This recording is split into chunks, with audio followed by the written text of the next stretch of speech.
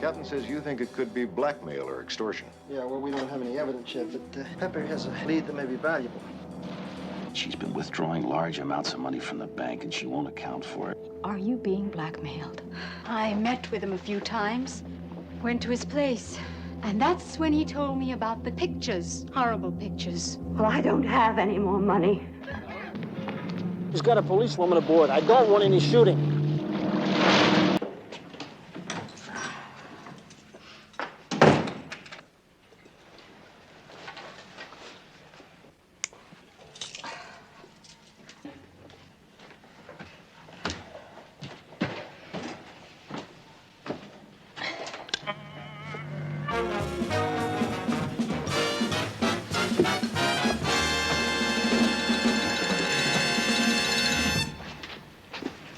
If that last number didn't wake you up, I just got a call from a chick. At least I think it was a chick. Either that or it's a guy with a problem.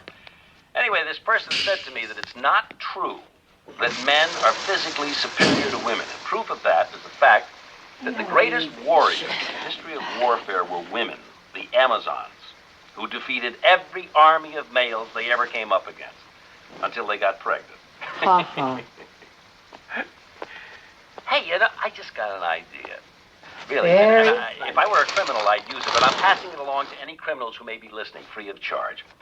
The next time you're caught by a policeman, and it happens to be a lady cop, don't let them intimidate you. Treat them as if they were Amazons, and act accordingly. Any of you fellas out there listening, like to give me a call, let me know what you think of my idea. Put you on the air, just give me a call here at 555-4321. Thanks. By the way, if there are any lady cops listening, just give me a call. I'll put you on the air, too, fellas. You... Yeah, that's 555-4321. You certainly will. Women's lib.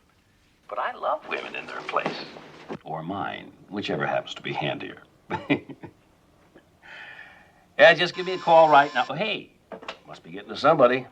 Larry Brooks, talk to me. My name is Anderson. Sergeant Pepper Anderson. I'm a policewoman.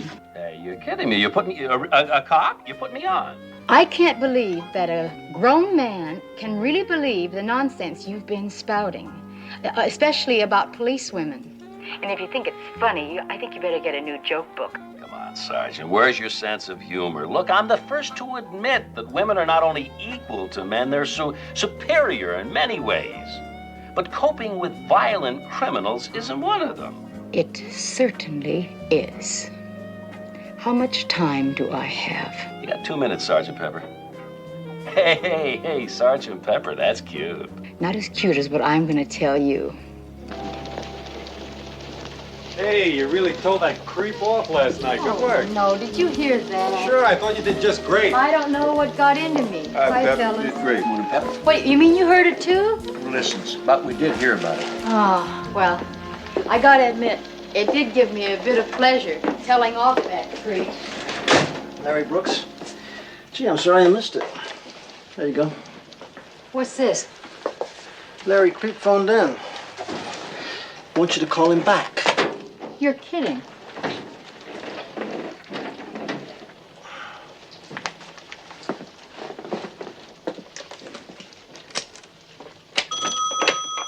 Speak to me. This is Sergeant Anderson, Mr. Brooks, returning your call. Still mad at me, huh? How can you tell? What do you want? I'll tell you when I see you. See me? Why? You always carry your 45? 38, Detective Special. Look, I want to see you. How about having lunch with me tomorrow? 1 o'clock at Fouquet's at the Marina. Ever been? Fouquet's. No, I've never been there. If you want to apologize right now. All right, look, I apologize. See, I want you to be a guest on my show. I have said all I want to say. Fouquet's. Come on, Pepper, please. I want to see you. They make a fantastic peanut butter sandwich there. Okay, Mr. Brooks. It's a date. 1 o'clock tomorrow. Great.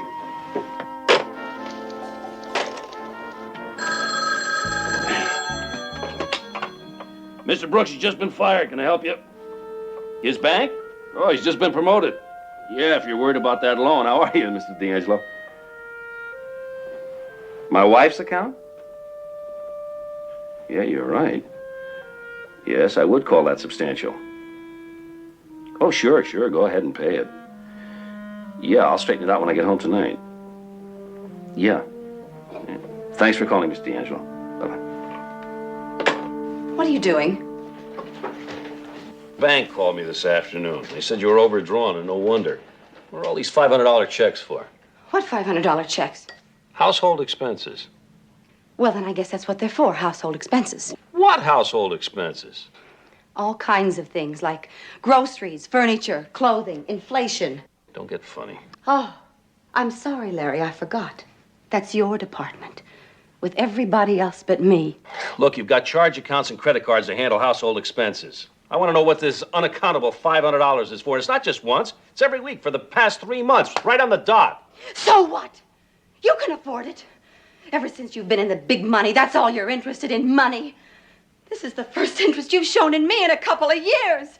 And that's because I'm spending too much money. Look, I worked damn hard to make it. I think I got a right to know where it's going out to. What are these, gambling debts? You horning coke? Yes. Yes! And anything else you can think of. Now are you satisfied? Now that you know where your rotten, filthy, stinking, precious money goes?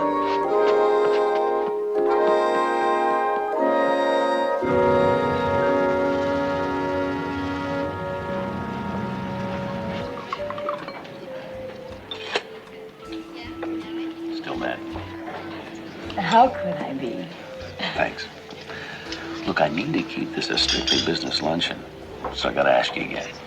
Now look, I made a fool of myself one time. That was my one consecutive appearance, and that's it, okay? Okay.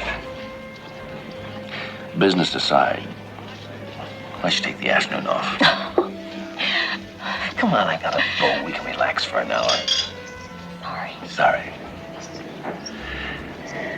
How about having a drink with me later on?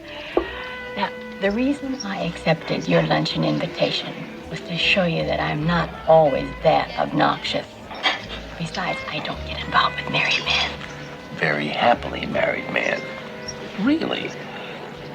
It's just when I meet somebody, guy or gal, that is on the up and up, more than usual, I want to spend some more time with them.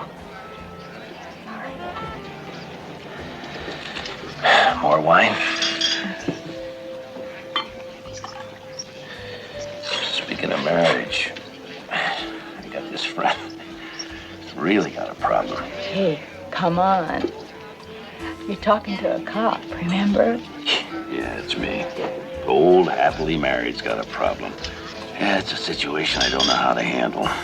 My wife, and I do love her very much, really. But she's been withdrawing large amounts of money from the bank and she won't account for it. I thought at first she might be covering gambling debts or buying dope, you know, but neither of those things are her. Well, you think, a man? That happens. No way. She's still young. She's very attractive. She can get any guy she wants without paying him. Yeah. I know this is not a cop thing, but maybe... That's okay. Here I am dragging you into this. I don't mind. Well, maybe if you could suggest a private detective, somebody that you respect. Yeah, there's a Lou Merritt. He's in the book. Thanks. Care for more wine? Oh, I gotta go back to work. Are you kidding? Oh, how'd it go? Lunch. Oh, I'm sorry I'm a little late. It's all right. How'd it go? It was fun. It was real nice. It was even nicer than nice. It was bittersweet nice. He's a real guy. Oh, he's not such a creep, huh? Well, he's not as much a creep as I thought he was. We started out with Tris ramen. Yummy. We had white wine, and it was really great. Why don't you tell me about on the way? Where are we going? The morgue.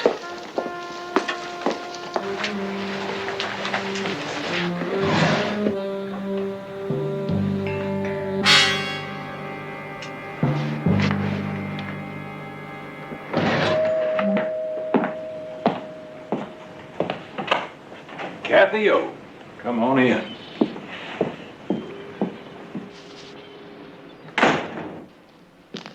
about a drink? No. What's wrong? I still mix them like you like. I said it. No. Now, I know this isn't Buckingham Palace, but I kind of like to know when someone's going to drop by. I have a friend coming in a few minutes. Another lady friend you're planning to blackmail? Kathy, I don't mind telling you, you're kind of special to me. And I wouldn't mind seeing you again.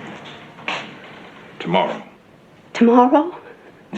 So you can take more disgusting pictures of us? I want them destroyed. I know what you're thinking. She's here. And she's supposed to be giving me another big, fat envelope filled with money. Well, I don't have any more money. And there isn't going to be any more. I'm overdrawn at the bank, and my husband found out. And did he find out why? Oh, no. But I'll have to account to him from now on for every penny. Well, you'll think of something. I have. Now, that would be pretty dumb, Kathy. But you're just dumb enough to do it. So I don't think I'll call you. Where are you going? To get your pictures. And the negatives. Out of that desk.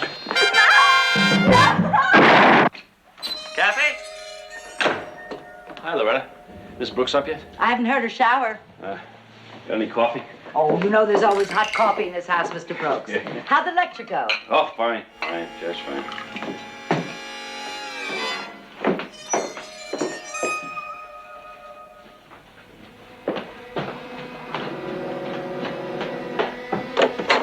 Kathy?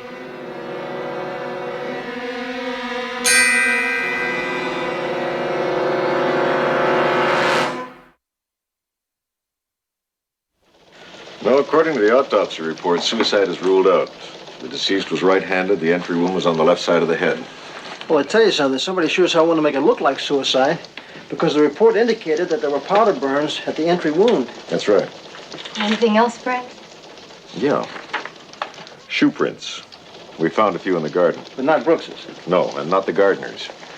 Captain says you think it could be blackmail or extortion. Yeah, well, we don't have any evidence yet, but Pepper here has a lead that may be valuable.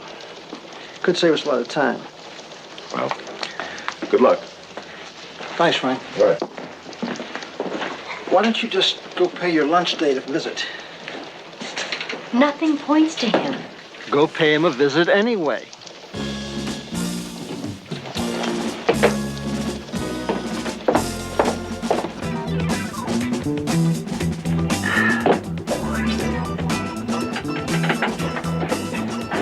Hi. Hi. Thanks for stopping by. I'm sorry about what happened. Yeah. Have a seat. It's in the bleachers, but it's the best we have. Thanks. Yeah, the station wanted me to take some time off, but what would I do? Just sit around wishing I were dead, too? At least this way it keeps my mind off it for a little while. I'm here officially, Larry. Coroner's report? Yeah, I have to ask you a few questions. Yeah, death caused by person or persons unknown. I couldn't believe it was suicide. The medical examiner put the time of death at about midnight Tuesday. Where were you then? I was up in Belleville. That's about 150 miles north of here. Mm-hmm. Doing what, Larry? I was delivering a lecture on radio broadcasting at State Teachers College. At midnight? On the afternoon. There was a reception afterwards at Dr. Lindstrom's. He's president of the college, Dr. Eric Lindstrom. Afterwards, I was too tired to drive back, so I checked into a motel. I drove home the next morning and found Kathy. What motel was that? The only one up there, the Belleville.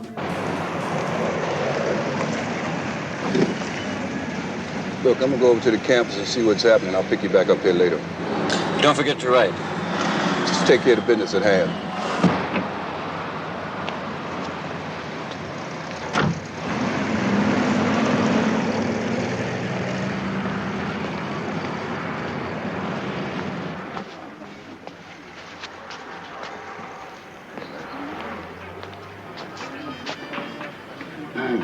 Hello. We're filled up.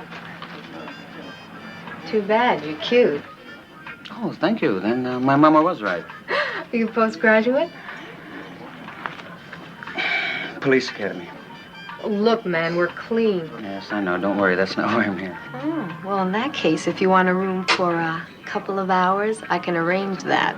I'll even give you a rate. I'll bet you could. Do you know Larry Brooks? The DJ, sure. He was in here last week. He's also cute. Tuesday night? Somebody told you. You definitely remember seeing him here that night. Oh, yeah, I saw him go to his room. Alone. He said all he wanted to do was sleep. What time was that? Early, 9 o'clock. When was the next time you saw him? When he left in the morning. Did he receive any calls during the night or make any? No. I mean, are you sure? Could he have gotten up during the night and split without you knowing it? Why would he do that? Sure, I could have driven back between 9 and midnight. Murdered Kathy. Still had plenty of time to drive back to the motel, check out in the morning with a perfect alibi. But why? That's what we're trying to find out. I need a cup of coffee. Anybody else? Black. No, thanks. Look, Sergeant, I love my wife. I know I have no way of proving that, but I really did. People kill people every day, Mr. Brooks. People who love the people they kill. Isn't that strange? Larry, did you ever find out why your wife wrote all those checks? No. No, I never got around to it. Do you have any idea who might have wanted to kill her? No? Was she involved with another man? It's hard to believe. If there was another man, do you have any idea at all who it might have been? No. I have to ask you this. Were you or are you involved with another woman or women? No. But you took me out to lunch and asked me to have a drink with you later. Yeah, it was a guy who was teed off with his wife. I was feeling sorry for myself. Just wanted to be with somebody for a while, that's all. And the fact of the matter is, Sergeant, Kathy and I hadn't been getting on too well lately. I was spending a lot of time at work. We were growing apart. Yeah, it was my fault, but that's the way it was. The gals that she shops with, lunches with, golfs with, they saw more of her than I did the past year or so.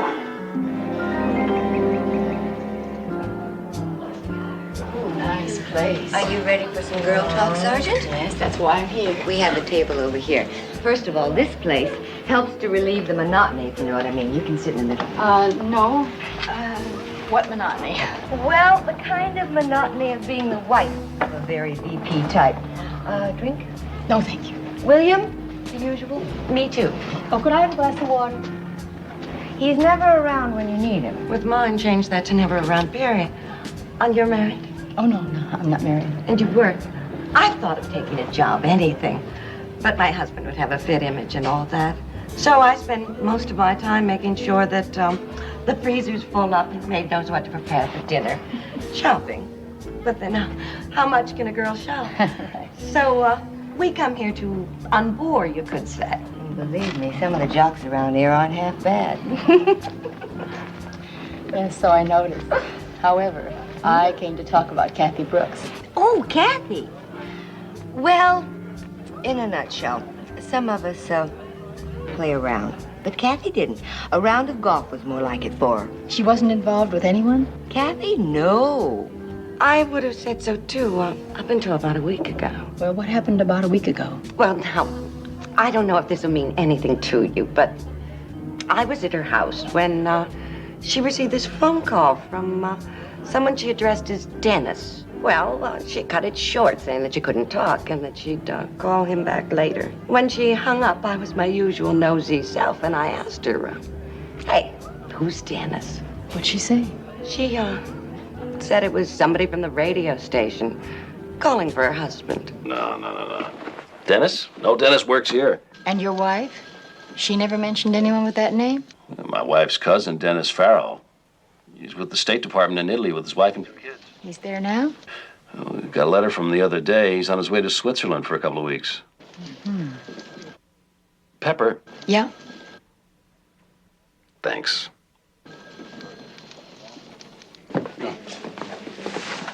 Stand over there. Let the sergeant take a good look at you. Who's that, Joe? Tommy Thompson, burglar. And a damn lousy one at that. Broke into the house next door to the disc jockeys last night. Brooks? Brooks. But the people came home and surprised him. So he broke a vase over the owner's head. But the owner had a thick skull. And his ID was enough to identify a pal. What am I doing down in homicide? I didn't kill him. No, you didn't kill him. But I'm quite sure the sergeant here would be very interested in what you were doing next door. Next door? I didn't do nothing next door. He didn't do nothing next door. But leave the shoe prints that we found last night. Identical to the shoes he's wearing right now. You want to tell us about that, Tommy? My shoes? Huh? You want to tell us about that? Huh? I was never in there. Well, how come your shoe prints were found outside the window? Okay. One night. What night? What night was that? Monday or Tuesday. Was it Monday or Tuesday? I think it was Tuesday. You think it was Tuesday? Tuesday? I was climbing in the window and somebody drove up and scared me off. Yeah, they drove in what? A car? Yeah, a car. What kind of a car was it? I don't know what kind of car. Huh? It was late. How late was it? I think about 12 o'clock. About 12? Yeah. And someone got out. Was it a man? Huh? A woman? I didn't stick around. I didn't stick around to see, man. I just split. Oh, wait a minute. You got frightened enough by a car, which you can't even describe when somebody got out. You know, it was a woman or a man or one person or two people. That's what you believe that? Hell no, I don't believe it. I don't believe it either. Wait, it's Tommy. the truth, and y'all want me to tell a lie and say I went in that house and killed that woman. What woman? I didn't say anything about no woman. I didn't say anything about no woman. What woman, man? How did you know there was a woman killed, Tommy? It was Huh? it was in the paper and on the TV. Was it? Wasn't it? Was it? I don't think it was on the TV. Huh, Tommy? Huh? I don't know. I might have. I drink too much, and sometimes I get these blackouts, and when I wake up, I don't remember nothing.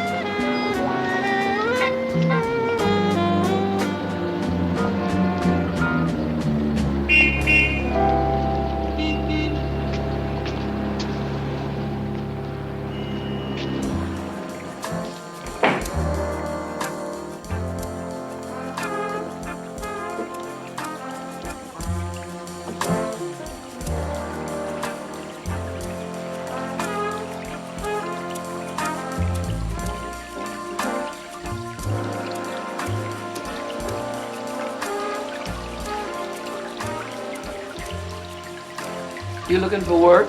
Oh, no, I have a job. I'm a police officer. And I've got a license, so? Are you Tina Thompson? Yes. I need some information about your husband. Oh, that bum.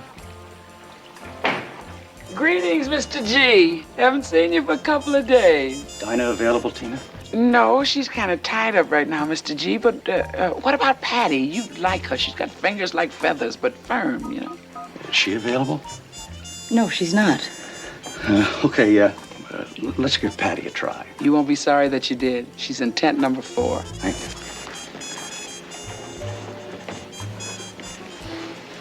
Tent number 4. Business. About your husband. You know he's in custody. What's it for this time? Burglary, assault, suspicion of murder. Murder? Oh, he finally hit the jackpot. I always knew he would. I just thought it would be me. You mean he's tried to kill you? Like clockwork. Cuckoo clock. He says he gets blackouts. Blackout, DTs, you name it. He's a wino. One whiff of the grape and he's liable to do anything. Well, Mrs. Thompson, can you possibly remember what time he came home last Tuesday night? Last Tuesday night? I haven't seen that bum in a month since he broke open my piggy bank. Excuse me. Alley's Paradise, where every man is a sultan. Who? No, there's no Pepper Anderson working here. Well, not under that name. That's me. Oh. Thank you. Hello. Pepper? Larry, I called your office, and when I told them it was kind of important, they gave me this number to call. I'm at home right now, and I was going through some of Kathy's things, and I came across a piece of paper with initials on it, DG, and a telephone number. DG. Dennis. Maybe. I was going to call the number myself and find out who it was, but I figured I'd let you people handle it. Okay, Larry. Thank you. Bye-bye. You know, darling, if you ever want to give up that badge for a little more interesting work. Thank you. I'll remember that. Thank you very much. What a waste.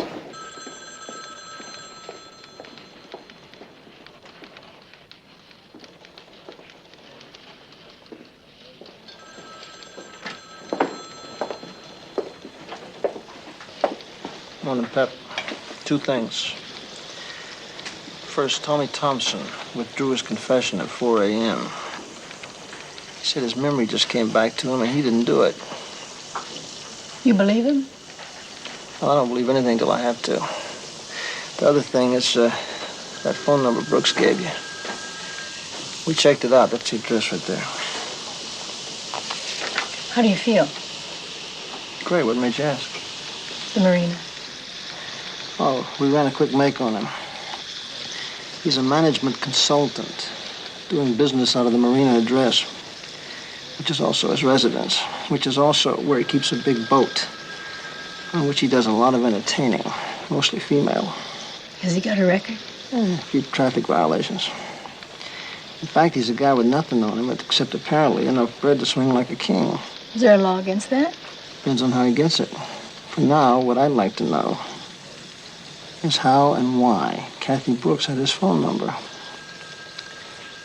Didn't you say something about Brooks having a boat? Aren't you ever going to drink that? No, I just like to watch it fizz. Yes, sir.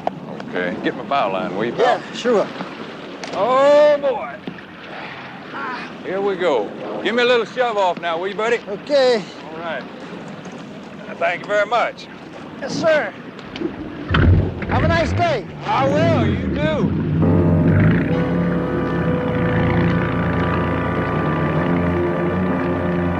Go get him, Tiger.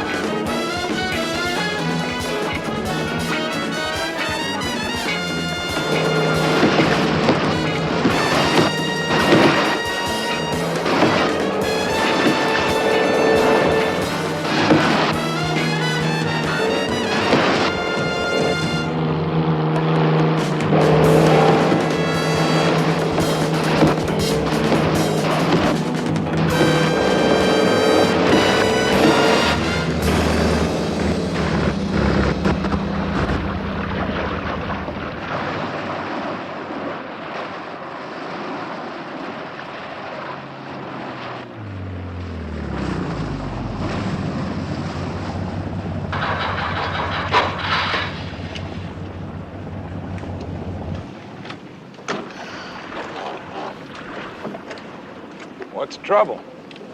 Oh, hi. I don't know. It just went dead all of a sudden. I can't get it started. I'll come aboard, see if I can fix it. Oh, gee, fantastic.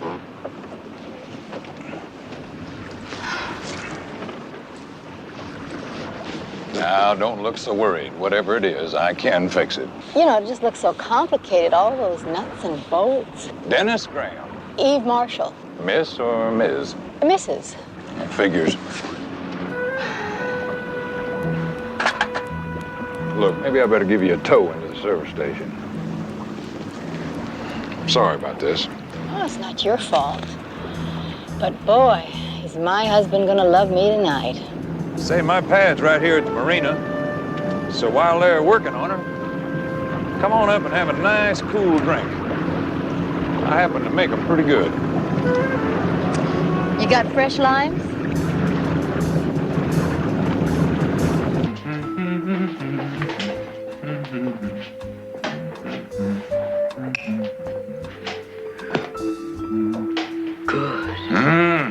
Ooh, that's good. Good for you, too. Helps drive away the blues. Oh, that's great.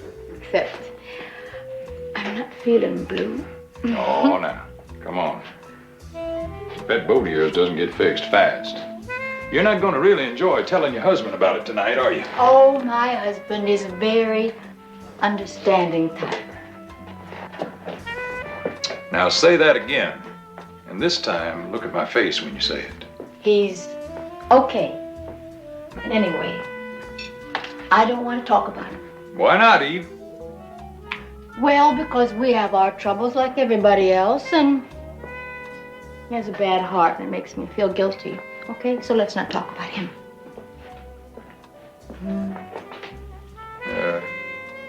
His bad heart. How does that affect your marriage, other than that? That is a very personal question. I hope it doesn't get an answer.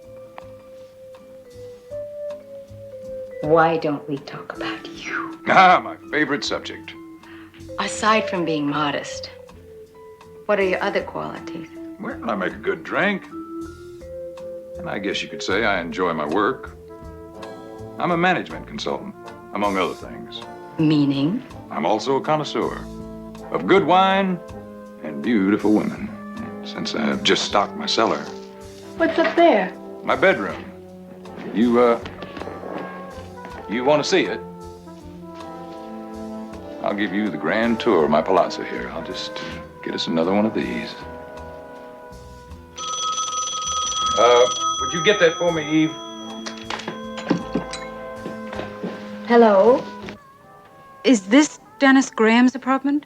Yes, it is. Oh, is he there? Will you tell him it's Mrs. McClung? It's a Mrs. McClung. Not to worry. It's just the landlady. Hello, Linda. Listen, I can't talk just now. Because I have someone here and I'm busy. Bore. Hello. Mr. Graham? This is Bill Jensen down at the dock. I'm a new fellow working down here. Yeah, we just found somebody on your boat. I don't know what that means, but maybe you better come down and check it out. Breaking into my boat. Emergency? Yeah, indeed it is. Indeed it is. Someone's breaking into my boat, but I'll be right back. My boat. What do you mean he got away? Well, I was just about to call the police, Mr. Graham. He just got away from me, that's all. Well, who was he? I don't know. What did he look like? Just an ordinary-looking guy, nothing special. I tell you something, I think you ought to check your boat out. Just to see if he did any damage or took anything, you know what I mean? Yeah, all right. I'm sorry, Mr. Graham. Yeah, it's all right. It's all right.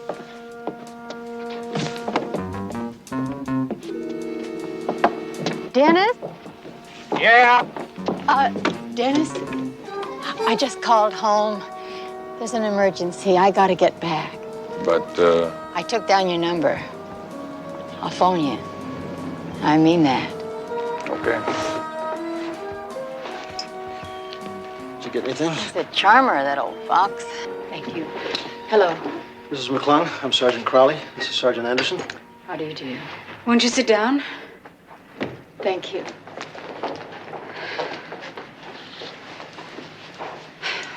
Now, what's this all about? Maybe about you, or rather, you and Dennis Graham. I don't know anyone by that name. Same voice. I think so. What are you talking about? What is this? I was at his apartment yesterday when you phoned. Is this Dennis Graham's apartment? Is he there? Will you tell him it's Mrs. McClung? Do you want to tell us about the two of you men? I said, I don't know what you're talking about. Let me explain something to you, Mrs. McClung.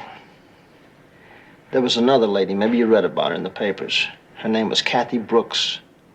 She's dead. Somebody killed her.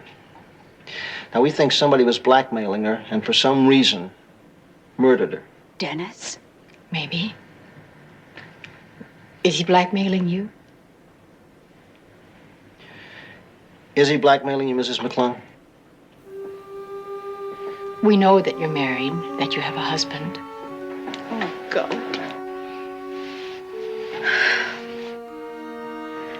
We've had our bad moments, but they're gone, past. I didn't know how much I loved him until this happened. And he loves me. And if he ever finds... Believe me, we will do everything we can to keep him from finding out. Now, we know courage is an easy word to say, but not always so easy to come by. But for your sake, for the sake of who knows how many other women, won't you please tell us? Are you being blackmailed? I met with him a few times. Went to his place. And that's when he told me about the camera he has in his bedroom. And he showed me the pictures. Horrible pictures. When are you supposed to see him again? As soon as I have the money for the next payment. You want to call him now and arrange it? Please.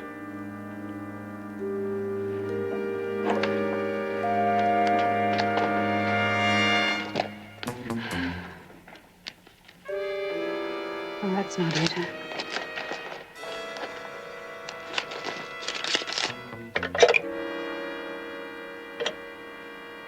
If he really killed that woman, and I make a slip, what if he tries to do something to me? We'll be there. You know, it's funny, but if this works out, I think I'm going to feel a lot better about everything.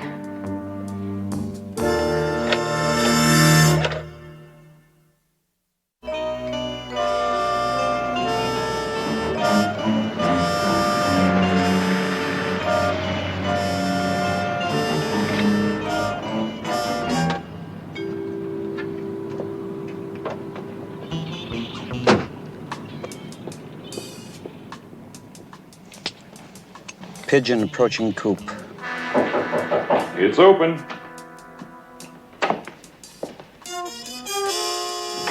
Hello, Linda. You're early. Maybe I couldn't wait to give you this. There's no rush. How about a drink? All right, a glass of wine. Claret, we? Yes, if you have it. For you, I have it. Very nice, too. Here it is. Another payment for my sins. It wasn't all that bad, was it? Take it, Dennis. You want it, don't you? Linda, come on. There's no rush. Take your hands off me. In that case, I'll take your money. Police officers, Graham. What's this all about? Eve? I'm a police officer. You're under arrest for extortion and suspicion of murder. And the last time you saw her was Tuesday afternoon? Yes. Afternoon?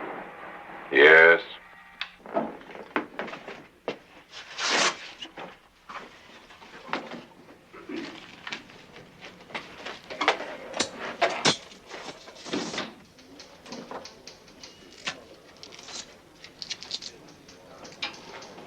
Thanks, Walt.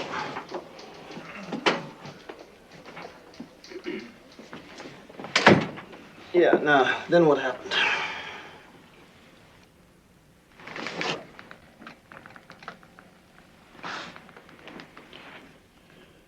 So I asked her if she'd like a drink. She said no. So I said, okay. I had this date coming by in a little while. Yeah, go ahead. And then she took out this gun. grabbed a hold of her. And the gun went off. The bullet must have gone out the door onto the balcony, because later on I looked around on all the walls and I couldn't find any holes.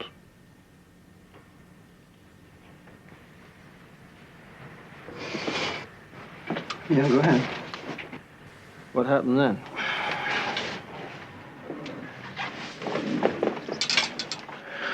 And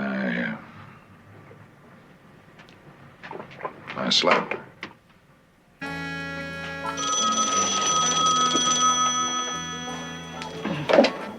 Hello.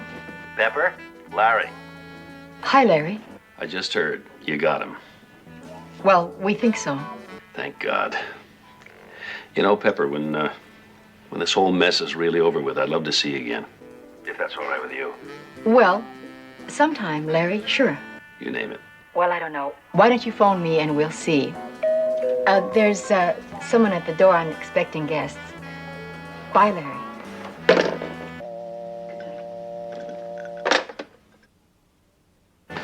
How'd it go with Graham? The show's truthful, damn it. Well, you know, in a way, I'm not surprised. Oh, really? Is that your woman's intuition again? Oh, Not out of scotch, right? no, it's behind the bourbon. Well, that brings us back to your friend. Yeah, Larry Brooks. Yeah, the more I think about it, honey, the more I think he just could have been the guy in the car the other night. Scared Thompson off. You don't agree? No. Something Linda McClung said when she was looking for Graham's phone number. Remember, she opened her address book and said, no, that's not it. And then she got it off a piece of paper. Yeah? It's just a hunch. Your woman's intuition again? Don't knock it. You do play the percentages, don't you? You know a better way? Who you calling? Linda McClung. And then maybe Mr. Brooks. He just asked me for a date. We'll order later, Raoul. Comme vous voulez, Monsieur Brooks.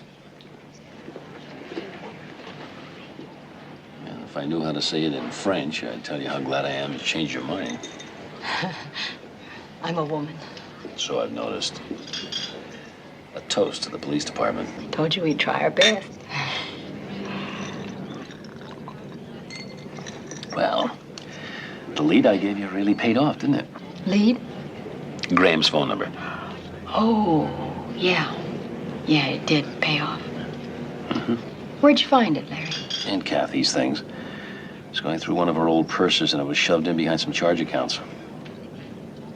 Didn't I tell you that? Guess I never asked.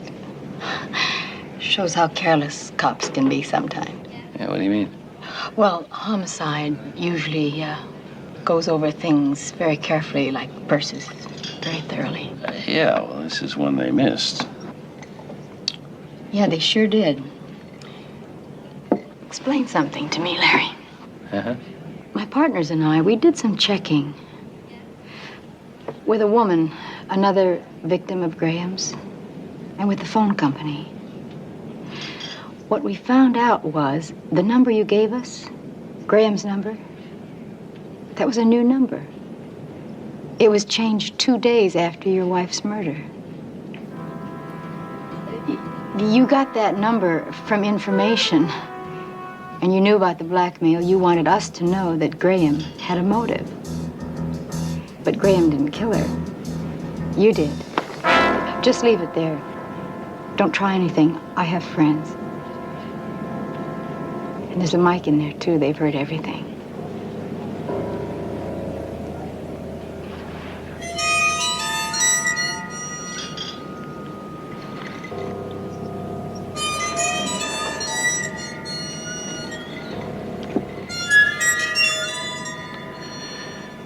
Okay. Your friends know where I have this aimed. Why did you kill her? She was a bum, a slut. She did things with him, everything. How did you find that out? I was trying to call her all day from Belleville. She wasn't in, so I decided to come down and check it out. As I got to the house, she arrived. I asked her about it. She confessed the whole thing. She got hysterical. She told me she had gone to see him to kill him. She showed me the gun. But instead of killing him, they made love. I went crazy.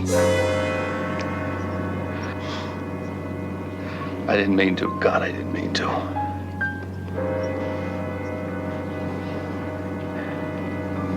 Get up. Get up.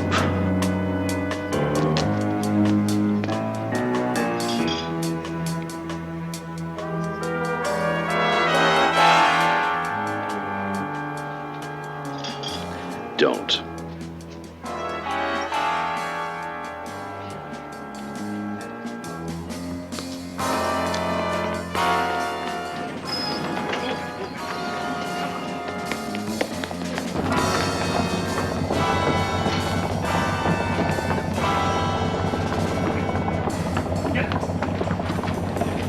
Get out of here! She gets it!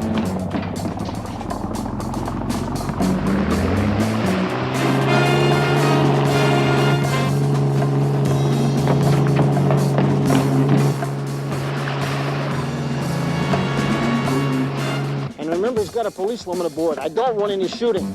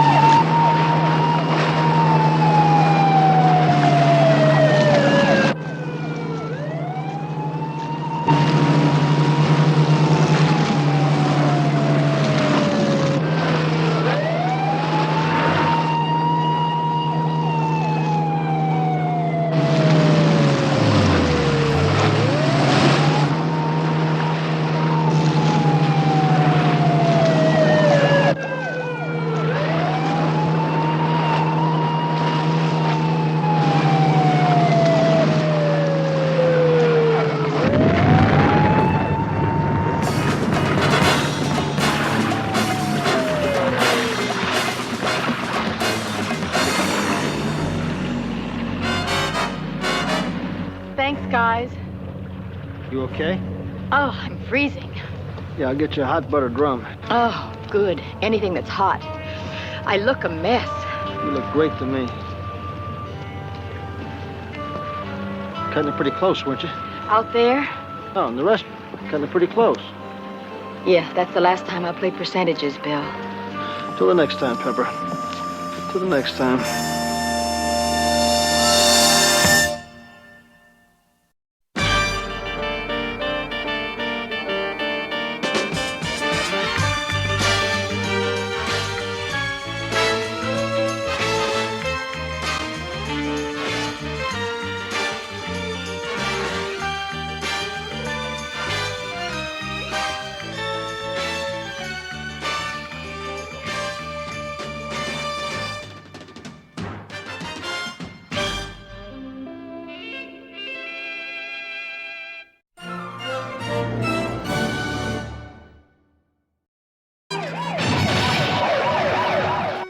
Ask you again, are you carrying a gun?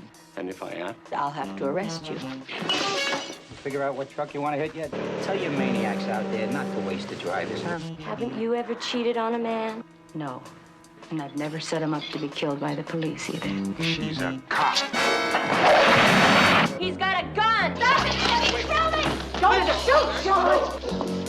Your gun, Sean. Is in your eyes. One look, smile, the sky. One.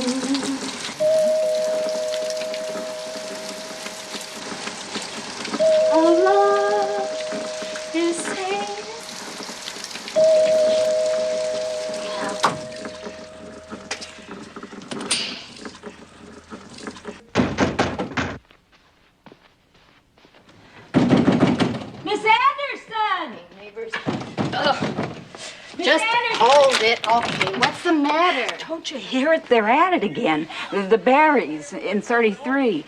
Boy, they're really going at each other this time. I know what's going on. My mother didn't raise a fool, you know. What are you? Mrs. Doherty, come on. What do you want me to do about it? Listen, just a minute ago, I heard him say to her, I'm going to blow your head off. Now, I don't know whether he meant it or not. Well, why didn't you call the police? Call the police? Why should I when I got a live-in cop? Mrs. Doherty, I'm wet. I would like to get... I'm sorry. I didn't realize you were taking a shower. I've got to get ready for work, so if you You're don't working mind... tonight, but you work today. It's a part-time job. Oh, extra job, huh? Well, nobody makes enough money to live on these days. True. Not even cops. Well, I guess it's better than being on the take, right? No offense. I saw you try to flush it down the toilet. What? That note, dear Hillary. What is it? You don't think Mrs. Doherty, a patrol car could be here in 2 minutes. 2 minutes, somebody could be dead. All right, excuse me a minute.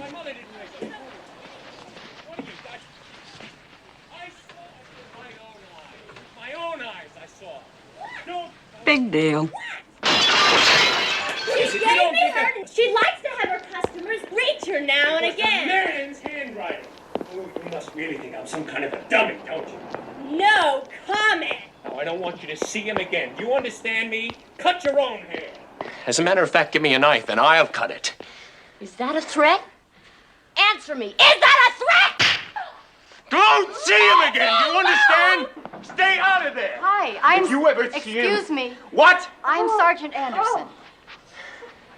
Oh, yeah, our condominium cop. I don't think I sent for you, Sergeant, so why don't you just well, trot your... no, Mr. Barry, you didn't, but your voice waves did. What is this? Is this your idea? Is it? Is this your idea? Mr. Barry, she was frightened.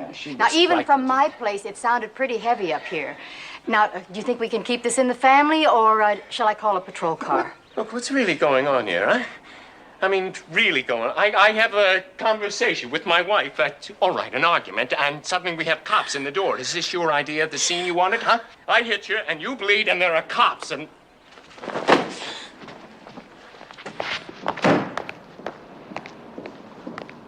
Miss Anderson, I'm just too embarrassed to know what to say. It's not...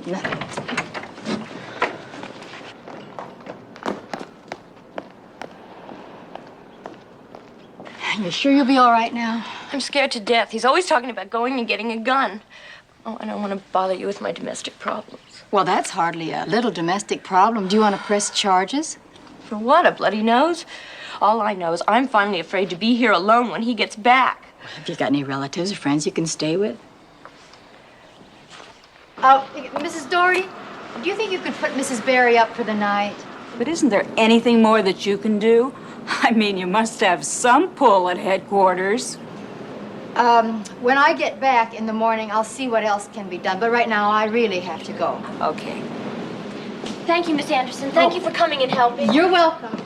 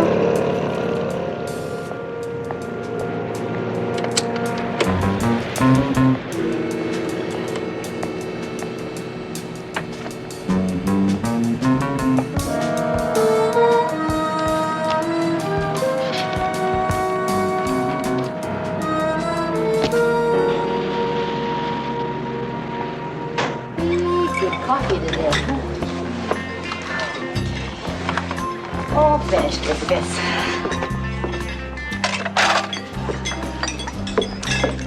Which one gets the salami? Right here.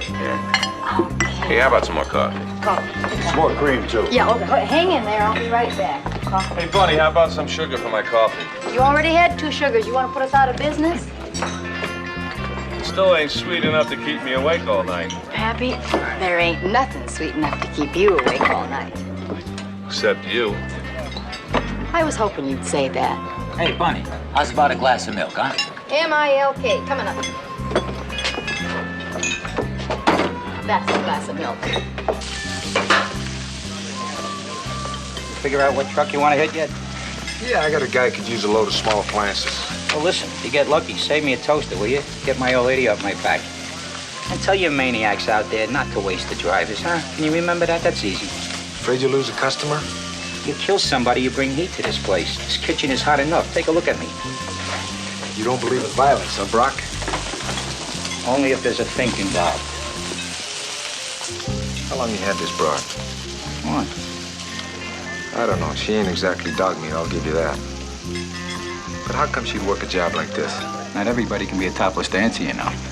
Wipe it from your lips. Like what? The saliva, man. She's only a chick. I could replace her tomorrow. I don't There's know. your file. She don't look the type that'd work in a greasy spoon like this. Here, why don't you have this? Hey, if she makes you nervous, I'll give it a can. If she made me nervous, Brock, I wouldn't just settle for the can.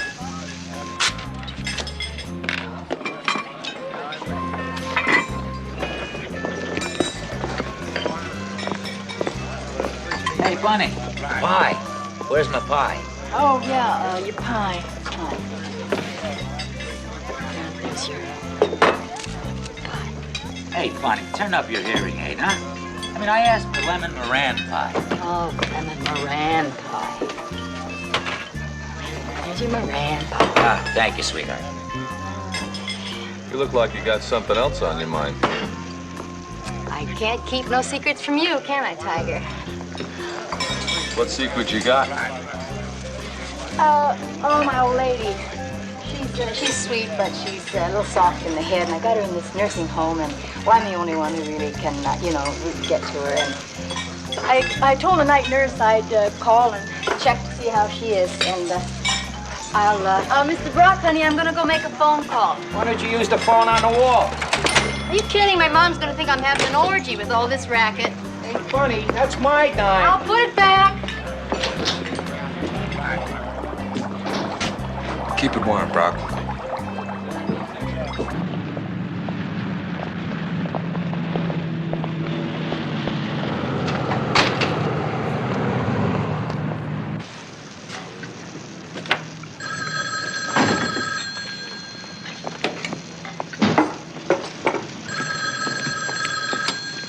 Sylvia's Hickory Pit. Sylvia talking. We deliver. Can I help you? Oh, yeah. Sure. William, it's your lady friend.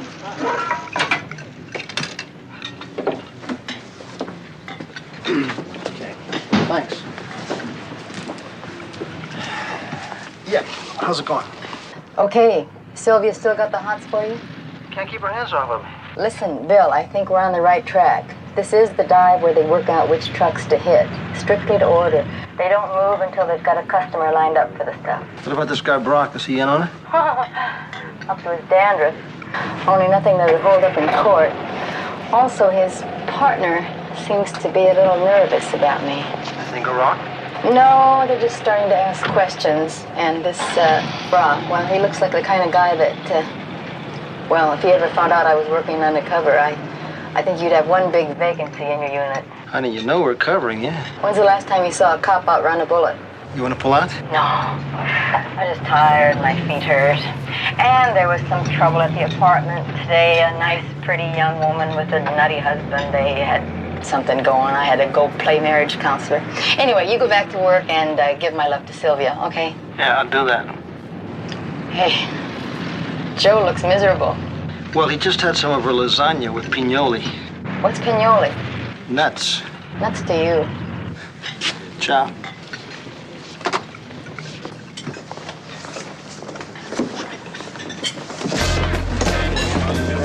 you have a good time. Good night. Everything okay here? Hey, buddy, how about the check? Right. One check coming up. How's the old lady? Oh, still driving him up the wall. I'm glad I called. How about a nice piece of chocolate cake? Keep your blood sugar up. Well, I need is your finger star in my coffee. Al, I'm gonna marry you. That reminds me, Bunny. You ever been married before? No. Saving myself for Al. Yeah, but the way you get along with these guys, I'm surprised you don't have a guy of your own. Nobody ever calls you here or picks you up. Hey, that's why. She gets along good with all the guys.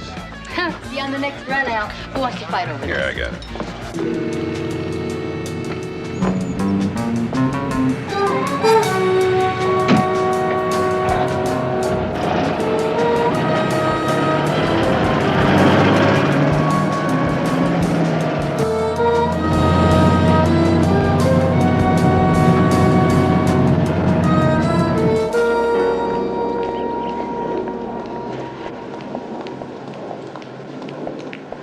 Miss Anderson? I want to show you something.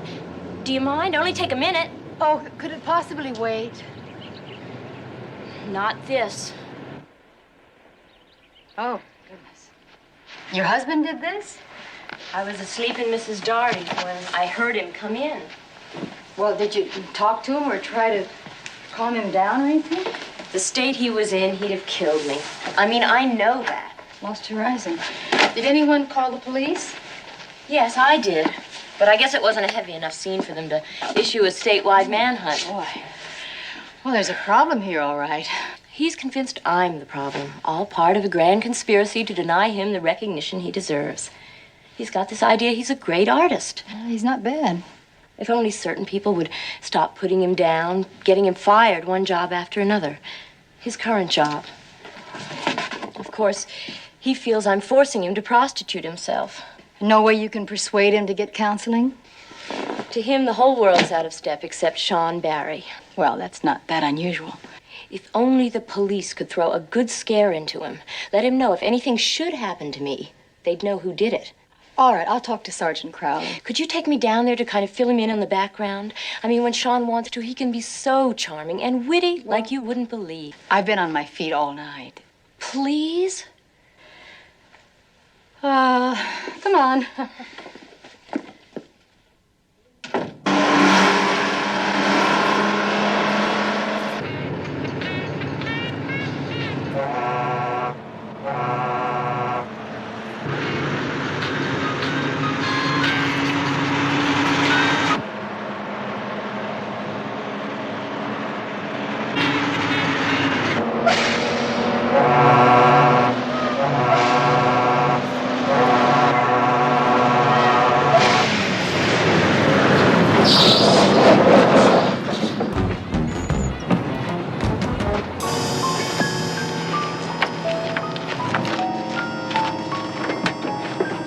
Hey, you!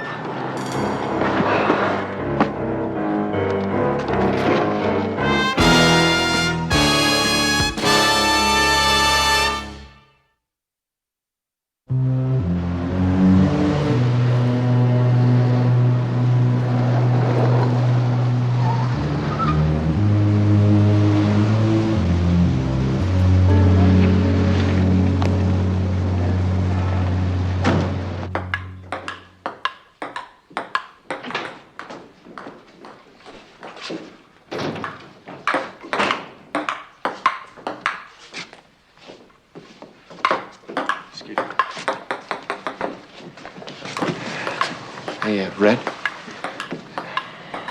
Red, look, I gotta talk to you. Quiet, the game be over in a second.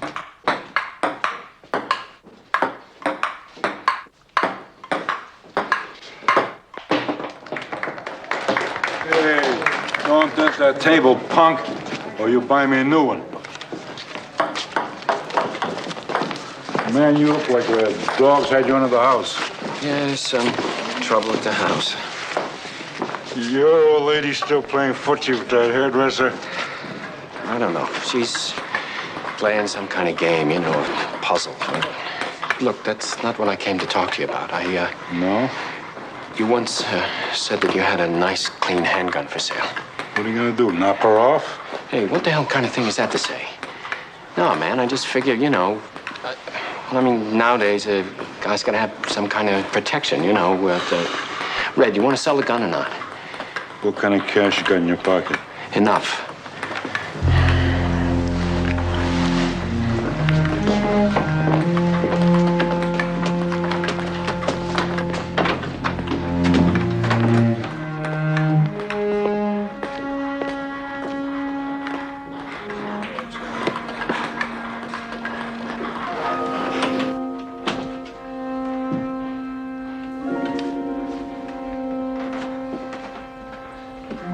Slightly used, but good enough for a man who's only trying to protect the sanctity of his home and his wife.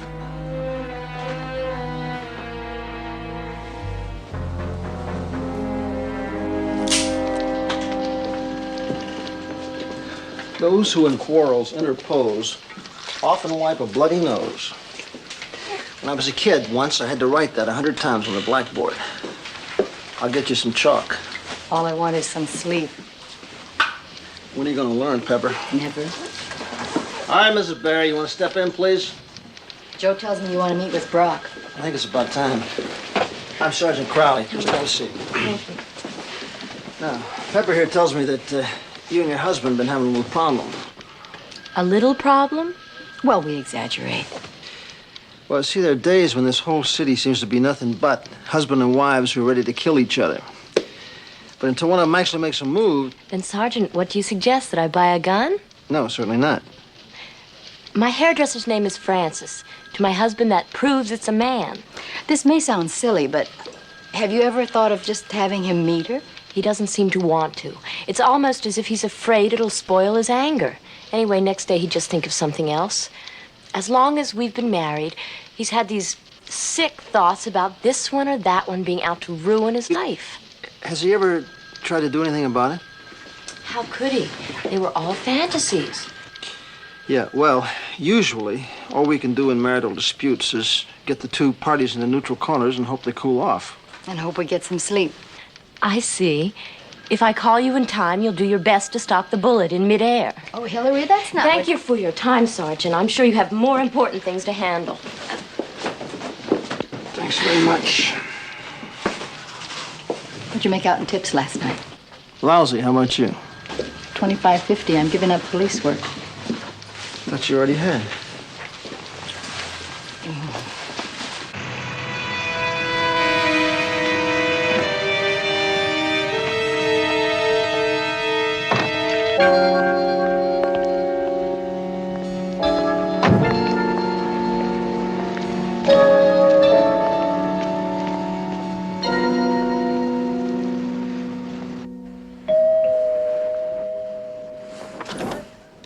Miss Dougherty? Hey, you really look very pretty today. Thank you. You know, I just, I saw a flick the other night with, Faye, Dunaway. And, she wore her hair exactly like that. Hey, look, it's okay my being here. I mean, I just came to get my stuff. How'd you know they were here? Well, I figured my wife's already changed the locks. You know, she being a graduate student in matters of the mind, I guess by now she ought to be an expert in handling paranoids like me.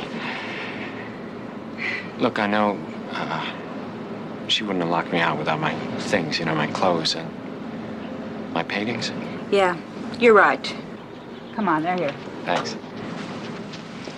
I hope you didn't come back to cause any fuss or start any trouble with your wife. No, just to get my stuff. Where are the rest of the paintings? That's it. No, there we... Oh, never mind. Do you have any messages for Mrs. Barry? No. Just wish her happiness. She and that policewoman who, in a splendid gesture of feminine solidarity, gave me the final push. Miss Anderson, are you awake? Mrs. Dougherty, is that you? Yeah. How wonderful of you to drop by. I hope you've got good news this time. Just a second. Good morning. Miss Anderson, I really hate to bother you. Want a cup of coffee? It's okay. No, thank you. But he came back.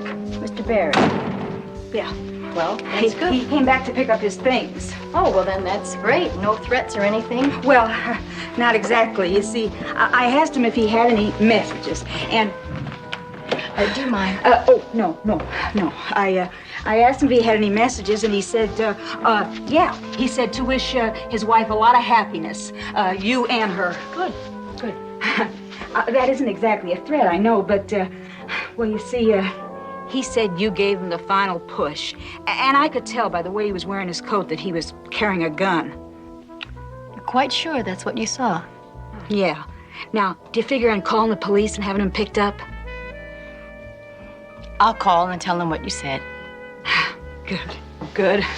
But if they don't find a gun on him, there's not much you can do to a man that wishes you happiness. Oh, well, I certainly hope you can do something, because I'm really getting very tired. Those people yelling and everybody disturbing me. You are a policewoman. After all, you ought to know how to do it.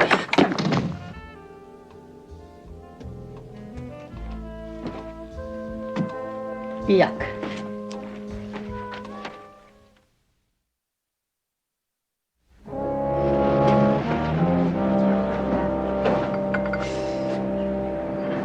What can I do for you, pal? Hey, if a man plays his cards right, so I'll get a little dinner around here. I'll see you tomorrow, Brian. It's a little early for dinner. I just opened up. The only thing I got ready is some sandwiches and some stew. Yeah, I can't hack with no sandwiches. I'll have some of your stew.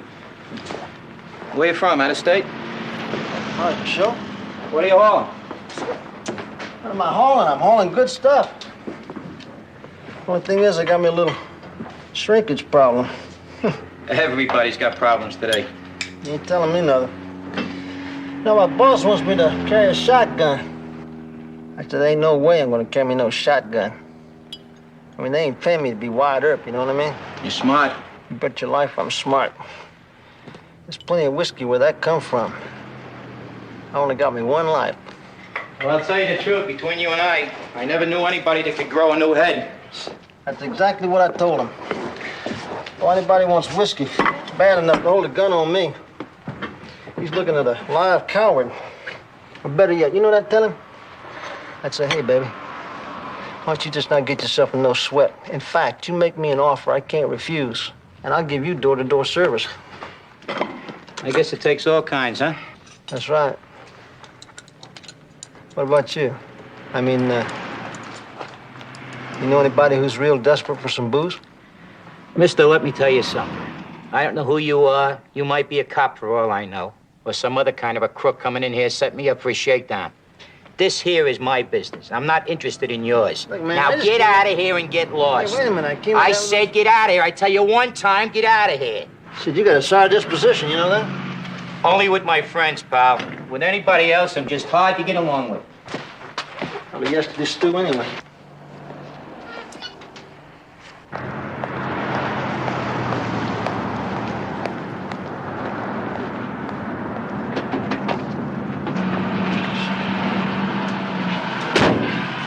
Get anything? I didn't even get a nibble.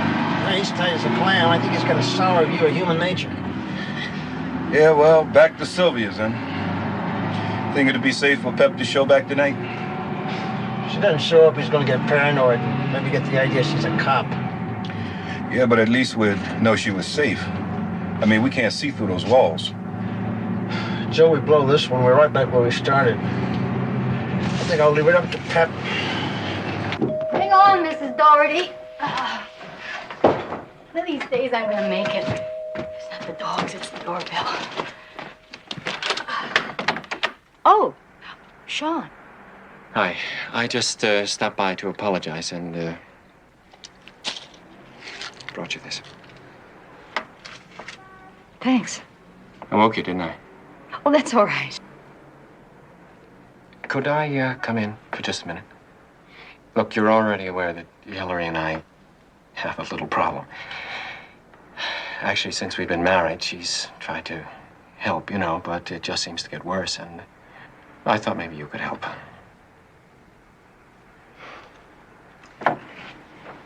Thank you. Is she at home?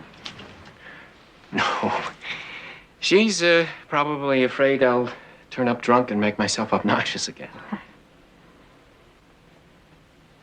Mind if I sit?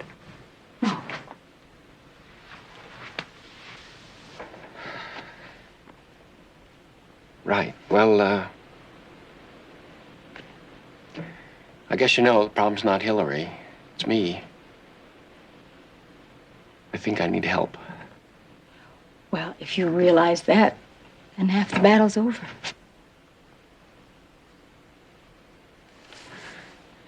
You have a nice sense of color.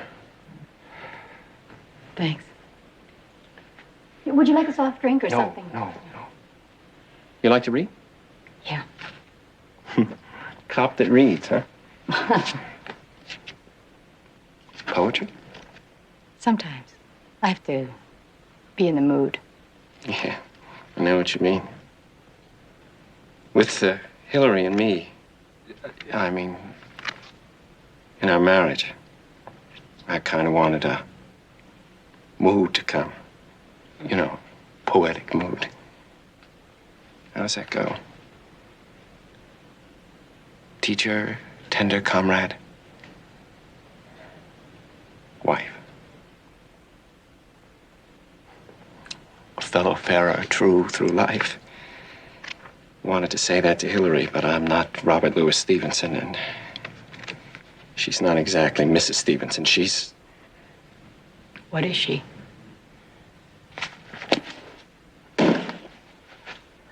Nothing. Oh, you know, she's the big psychology expert.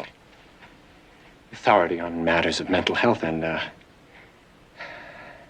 she's always pinning these labels on me, and I can't accept that from her. And I thought that maybe,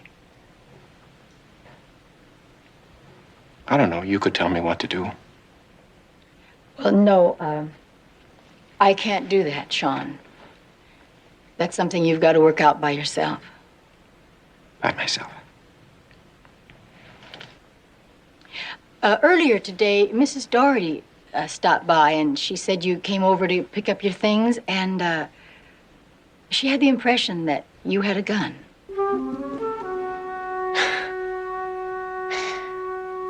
That woman, frustrate. You know what a gun's supposed to symbolize, don't you? Do you have a gun? Toujours the lady cop, huh? Look, what is it that you think? That I consider you some kind of threat to my marriage? I mean, I came here asking for your help, your advice. I even brought you a present which you didn't even think was worth opening. You and Hillary. You really are going to give me the final push, aren't you? Sean, I assure you... Listen to me! I'm not a violent person. Now, I know that's difficult for you to believe. That's difficult for anybody to believe. But let me tell you something. When somebody deliberately sets out to ruin your life, then I think to myself, God forgive me. Be violent. Protect yourself, Sean, even violently if you have to. Don't come any closer. I have to ask you again, are you carrying a gun? And if I am? If it isn't registered, I'll have to arrest you. Oh, well, of course. I mean, that's the plan, isn't it? I mean, only Hillary couldn't do that by herself, so of course she had to involve you. Have me arrested, have me committed, while she and that gigolo hairdresser go waltzing off into the sunset together. You know what I don't understand is what you have against me. I mean, what did I ever do to you? I came here. I needed your respect. Please give me the... You, please, get away from me. Get away from me.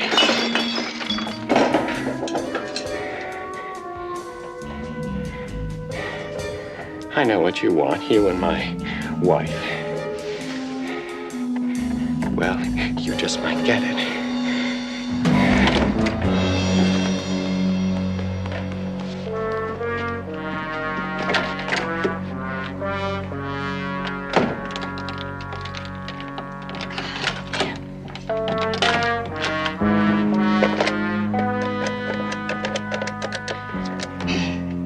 Bills, Pepper. Sean Berry was just here, and he pulled a gun on me. I'll make out an 8OW report, and we'll try to pick him up. Yeah, okay. All right, bye.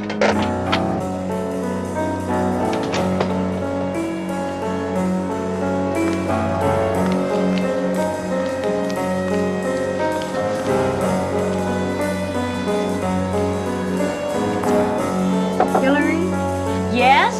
It's me, Pepper. Come on in, the door's open. I'll call you back.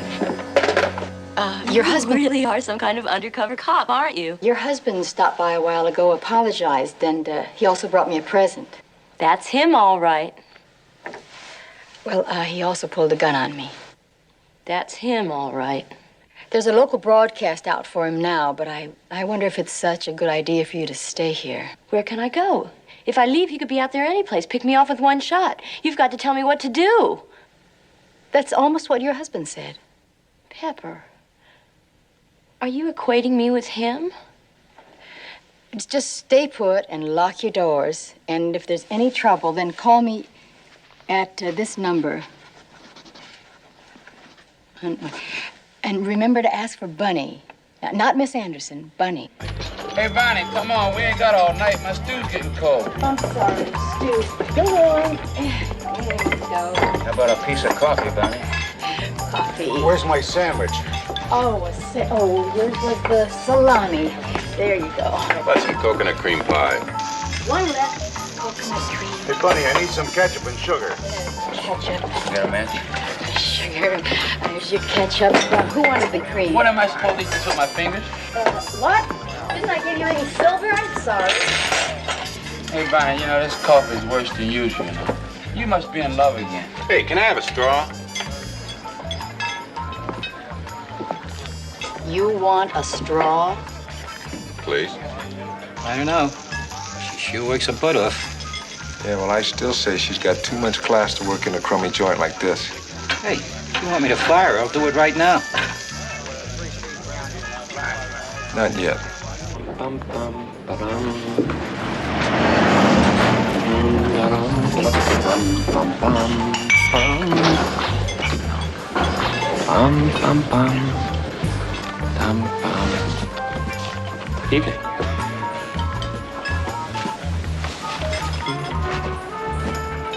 Haven't we met somewhere before?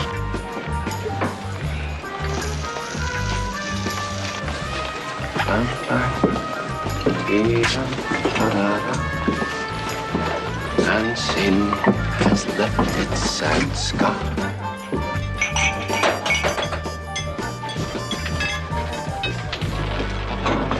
What'll it be, handsome? J7 still your favorite, Bunny? Love it, doll.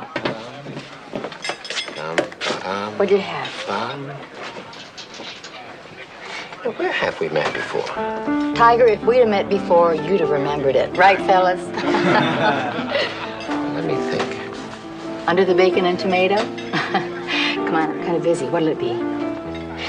You know, I think it was just this afternoon. About 6 o'clock. 6 o'clock? Well, if you were sitting in the chair next to me at the beauty parlor, that's it. What'd you have, pal? Nothing.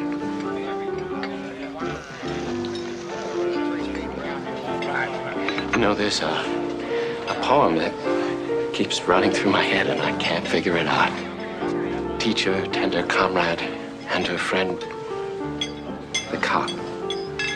That's it, isn't it? You're Sergeant Pepper Anderson.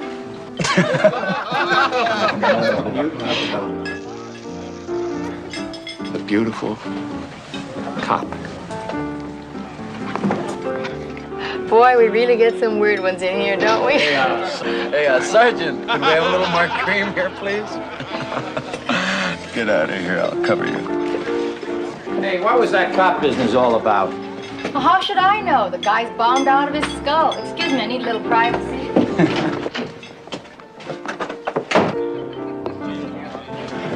Hey, why don't you give the lady a break? Can't you just go into the John? You know what I mean? Oh, let's see.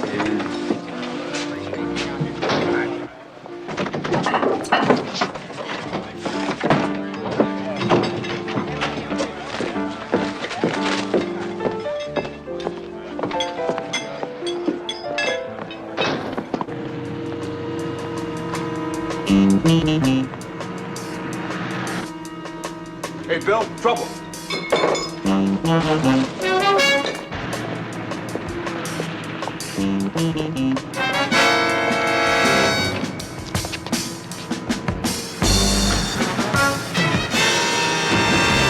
Hold it, please!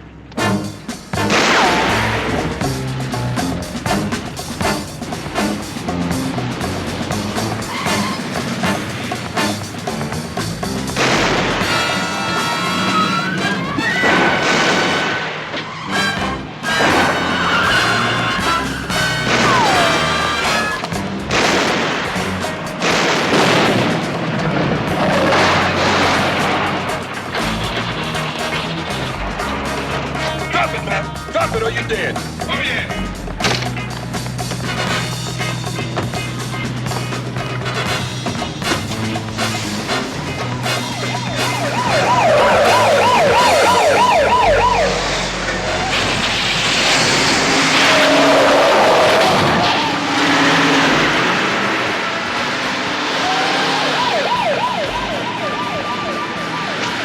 Shut it up or I'll blow you apart. Shut it up. Now put your hands on the wheel.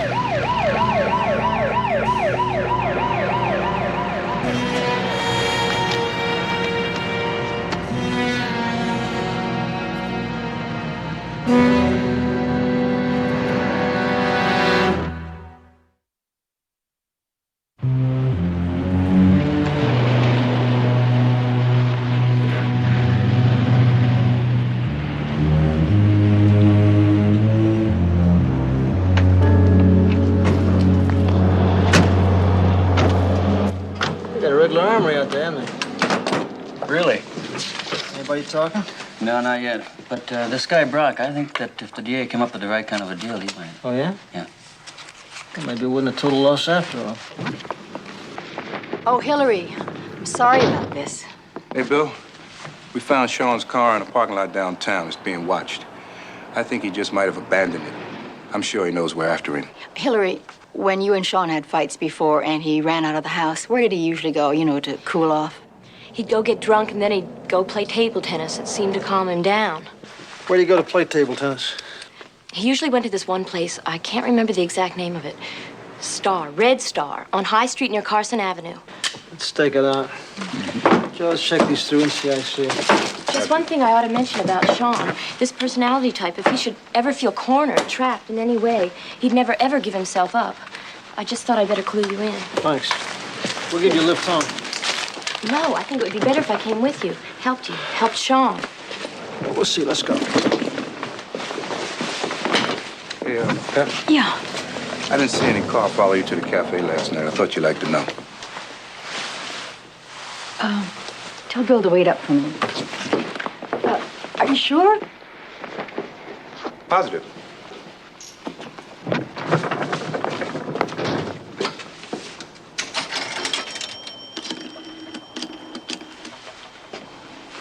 Could you give me the number of the Astro hairstylist, please? Thank you.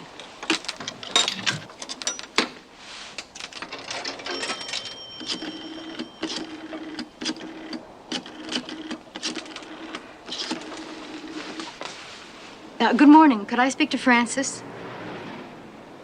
Is this Francis? Do you have anyone else there working by that name? No, I must have the wrong number. Thank you.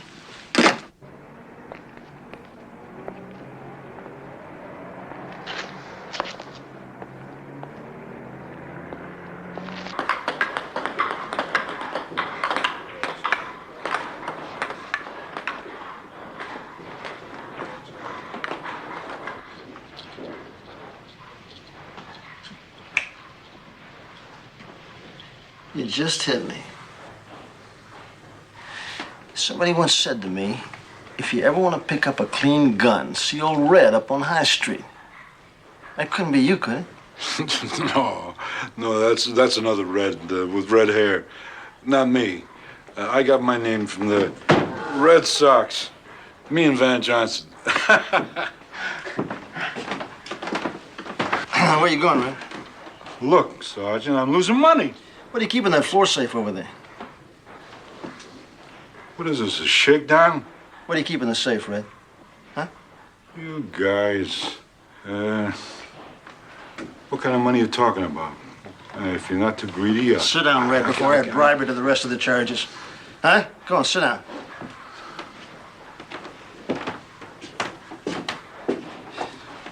We're secure here. We'll get us a search warrant.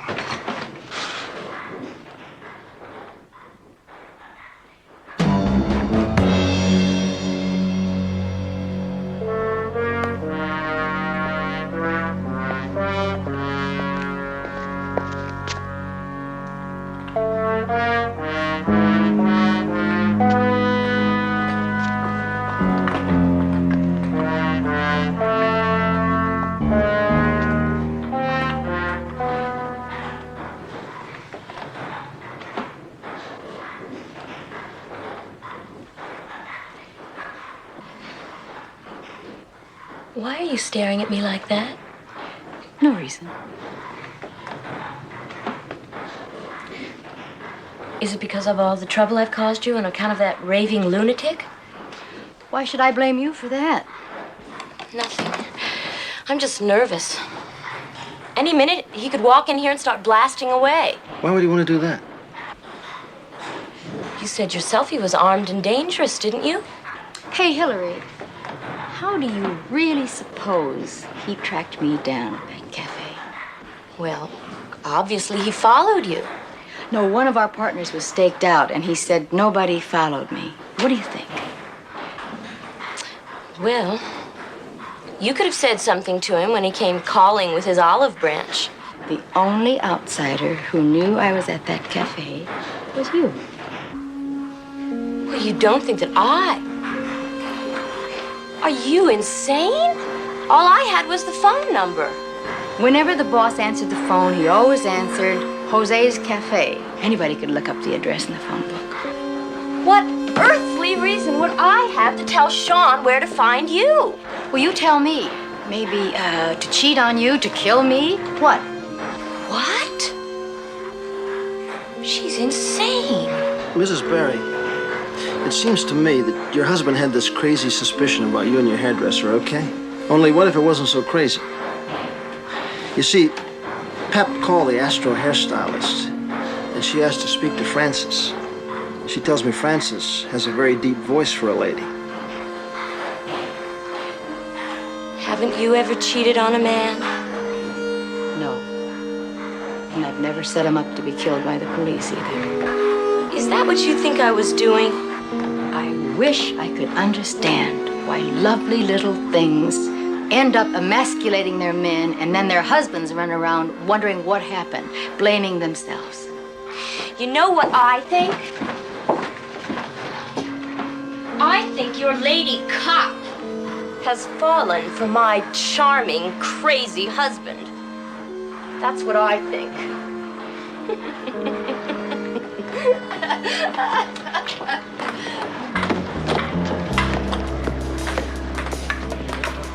Hillary, Stop him! He's got a gun! no, please, Stop him! He must be trying! Stop him! Put the gun down, Barry. Put your hands on top of your head. Put it down. You hear me? Put it down. Sean. Put the gun down. Sean, give me the gun. No. Let me have the gun, Sean. Stop. Come on. Now, I'm here to help you.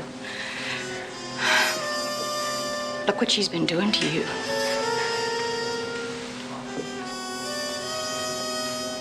Sean, we've all heard about battered children, battered wives. Well, what about the battered husband? The guy who gets hit, hurt, battered psychologically to the point where all he wants to do is kill himself or kill somebody just to get back some of that manhood. Look at her. Can't you see it? We're here to help you, I swear it. Give me the gun. Give me the gun, Sean. Right about me? No, she's not.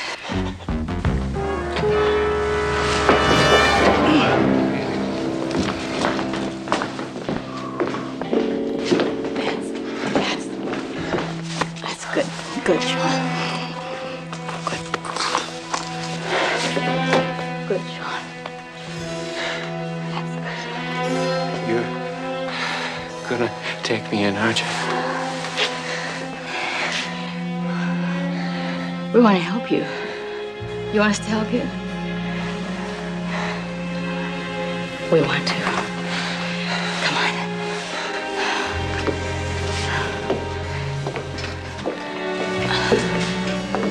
I know I'm sick, but I couldn't admit that to her. She's a lot sicker than you are, Sean. Dick, stay with Red Sox up there till I can get back here with a warrant.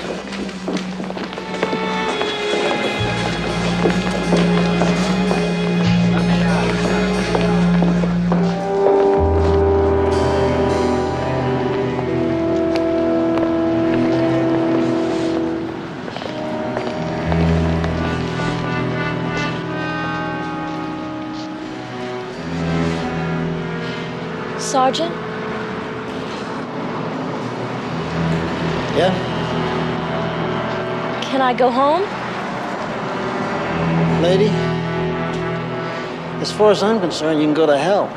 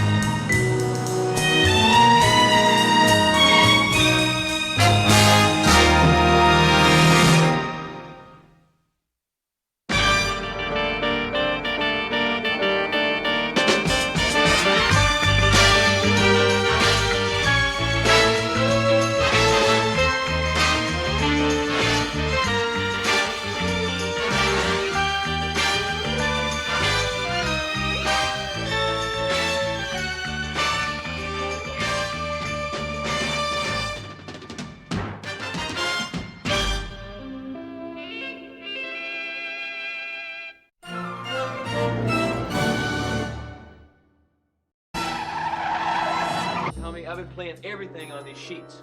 You liar. It's supposed to look legal, but all the money that Tommy Donlevy makes, he never sees it. Well, Shilly, I'd take good care of him. Obviously, somebody must be taking pretty good care of him. I hear he's strung out on smack all the time. Hey, wait a minute. Baby, come down, please. Okay, Tommy, playback's ready. This is absolutely ridiculous. It doesn't fit. And don't talk to me about how much it cost. The sleeves are falling off, and I want a red one. Now get out of here. Hey, Tommy, why don't we sweeten the Fender bass when we overdub the vocal? All right, let's do the vocal again from the instrumental. The first part was all right, wasn't it? Roll it. Get out of here!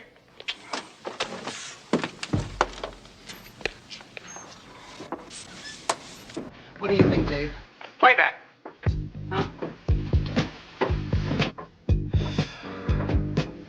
There's the first time. I did. This man don't really practice anymore.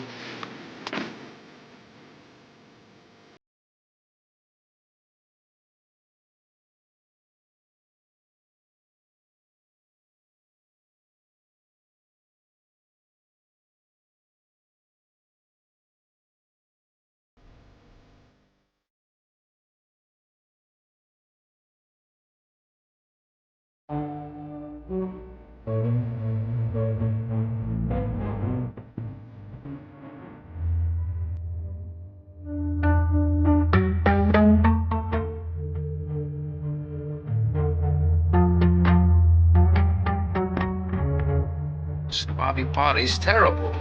What's the matter with him? Tommy, hold it. Hey, Bobby, what's the matter? What's the matter? Bobby?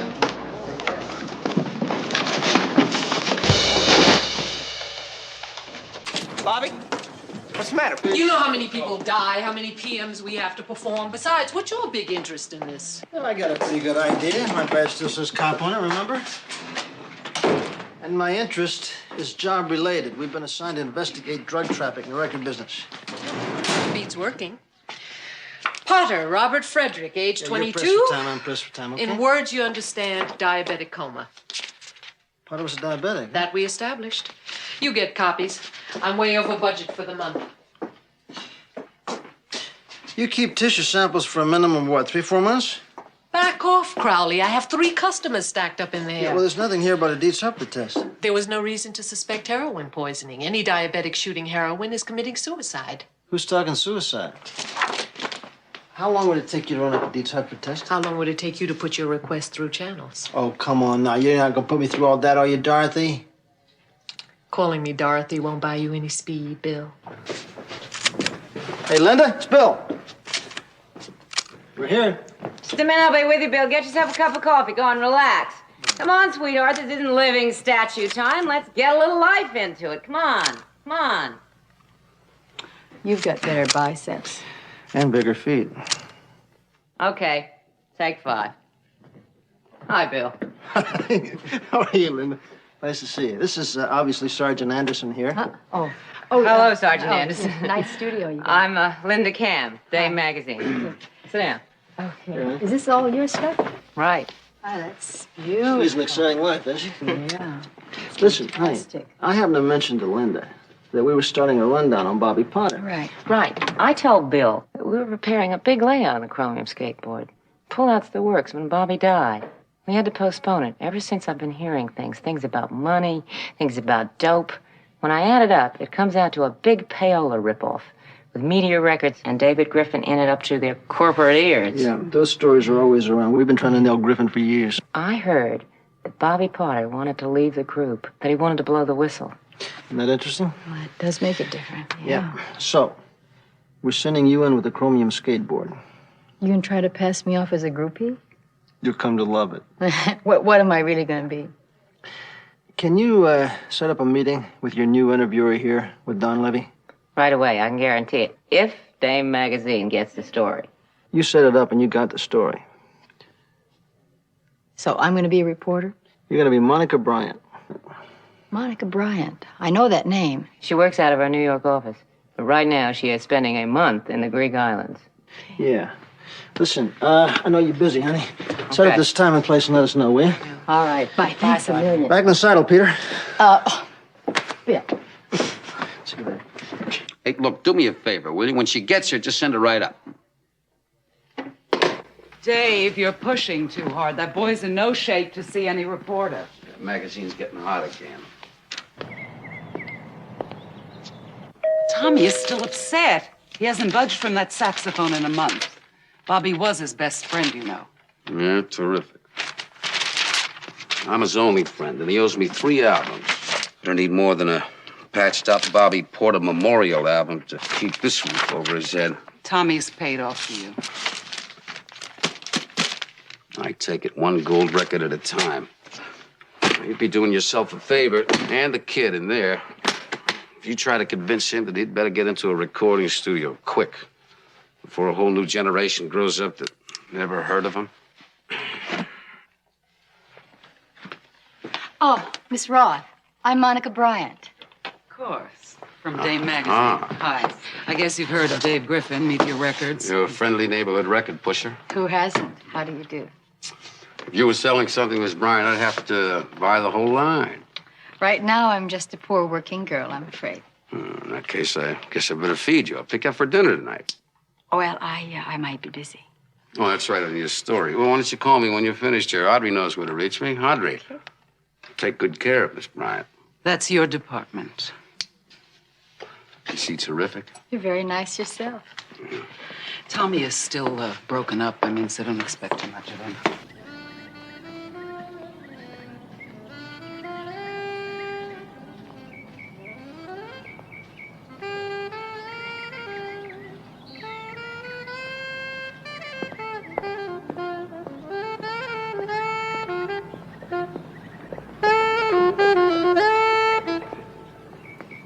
Hi. Hi. I'm Monica Bryant from Dame Magazine. Charlie Parker's version of Embraceable You. Charlie Parker. The Bird, his last gig for Dial Records, recorded in New York in 1948. So, not that many people can handle the G major progression from the tonic chord to the diminished to the D7th, right? You ever see Bird? No, just know his music. Okay, why waste time? Look, you got the real Tommy D right here in the flesh. No mascara, no sequin dust, no fancy threads. I love it. Shall we sit down? Hey, Tommy, Hmm? the doctors told you to rest. Yeah, so what? I'm gonna go in, honey. I'm gonna change, get a shower, okay? Yeah, it's long. Want to see the place? 22 beautiful acres, perched high atop the gilded hills, and a scant 2 miles away from the ratty neighborhood where I was born and grew up. And yet I cannot forget my roots, pure California, as American as the rolling surf and the sandy hills. Hey, what's the matter? I say a dirty word? Well, I can get that nonsense out of any fan magazine. Nonsense. Hey, now hold it. You're disposing of my life story right there. Okay. The recorder's off. There's nobody here but us. Relax. Be yourself. Nobody ever died of it. Don't be too sure of that. Come on, loosen up. What troubles have you got? Everybody's got troubles. Come on. Hey, wait a minute, lady. Where you been? I have 3 gold records and 2 platinum records. I just sold out the Forum in Madison Square Garden. You call that trouble? Well, you tell me. Now, as I said, the recorder's off. Nobody'll know. And you might even feel better. I don't care how many people fight to get into Yankee Stadium to hear you, or how many stooges you got up in that mausoleum. You have the look of a very lonely guy.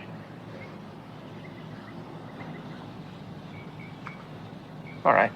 I'll be fair. The way I see it, you're just a working stiff, and you got a job to do. Correct? Right. Want to catch the real Tom Donlevy? Caught unaware, in the raw? Terrific. Call your photographer. I'm going to set you up a recording session. Dave, Marcia, Audrey. But were you on friendly terms with Bobby? He was Tommy's friend. Wait, Chuck and me, we came along later. Have you any idea why he wanted to leave the group? Aha. Knew we'd meet again. Mr. Griffith, hello. Sonny, the rest of the boys are ready. Come on. You should be able to see and hear better from the booth. You ever been to a recording session before? Nothing like this. There is nothing like that.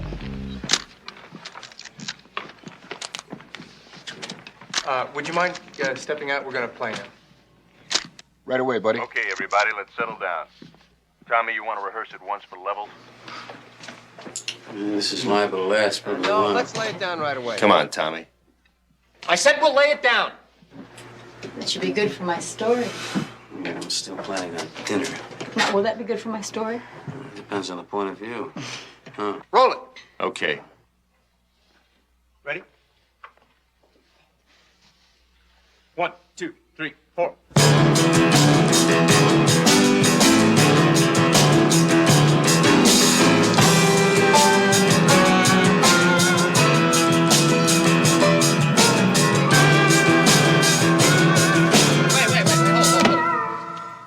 Johnny, I think you've probably met everybody here, right? We're not total strangers, are we? Think you can try getting with the beat? Once more from the top. 1, 2, 3, 4.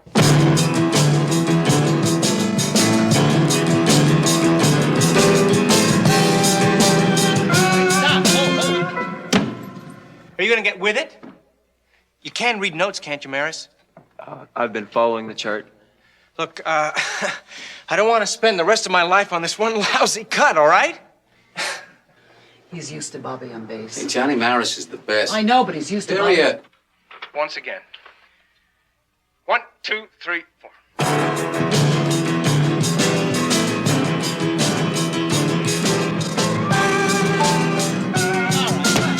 Would you try to set some kind of record around here? Now what? Follow the chart. Tommy, I've been playing everything on these sheets. Like hell you have. I ought to know. I wrote them all. Not the way I heard it. What is that supposed to mean? You just put your name on the music. Bobby Potter wrote all this material. You liar. One big happy family.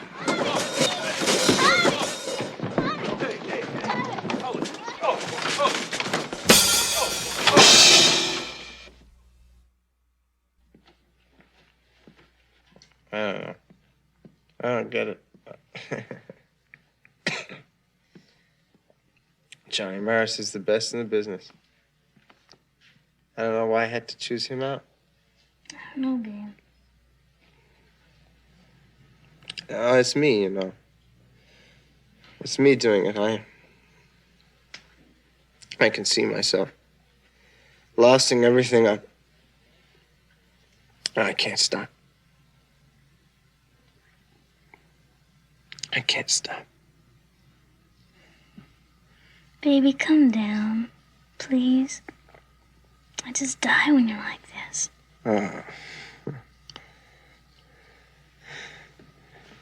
Help me, Jenny. Help me. Sure, we'll sign.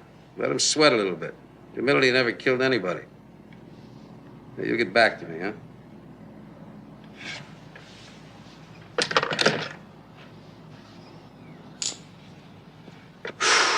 Oh, never quits. It'd probably kill you if it did. You're probably right, huh? I love it. I live off the tension, the excitement, and everything that goes with this business. For you, a vacation is flying to Europe to hear a new group, I'll bet. Wrong. For me, a vacation is flying to Europe to sign a new group. Yeah, I studied to be an accountant. Yeah. Could you see me bent over a bunch of books trying to work out a tax savings and then heading for the valley every night? Depends what you got in the valley. Well, I'm not putting it down. It's just that I like what I have here. Here. Huh. Nobody lives here. It wasn't designed for living. What that boy said about Tommy's songs. To me, it's a place to let it all hang out. Did Bobby write them? You don't stop, do you? Just like you. First things first. A song. Who knows who writes a song? A bunch of guys get together, they kick around a few ideas, they jam a little, and before you know it, a song. Who does the publishing? We have a company. We? When the group first started, nobody wanted to chance it alone. It was too big a gamble. You own the publishing rights. I share. I come. That could be the Stones looking for a new company. No way. No way. No way. Hello?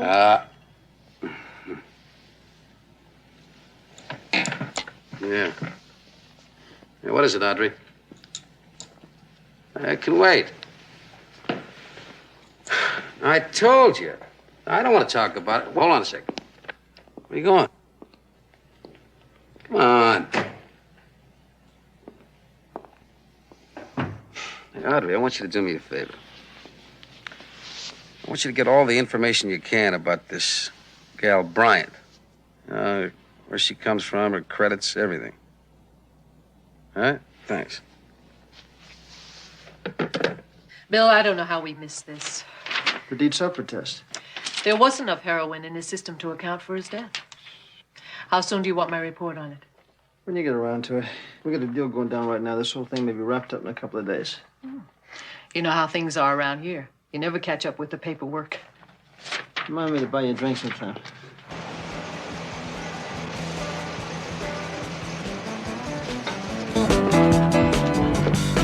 Hi. Hey, Monica, how are you?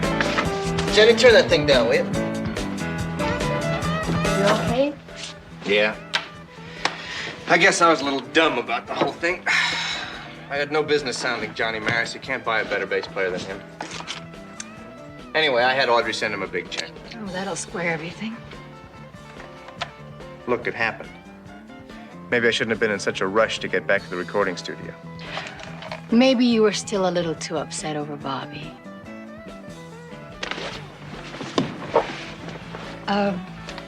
Were you with Bobby before the record session the night he died? What does it matter? He was a diabetic, right? Yeah, what does that have to do with anything? Did you actually see Bobby take his own insulin that night? Hey, Monica, you want to take a little drive with me?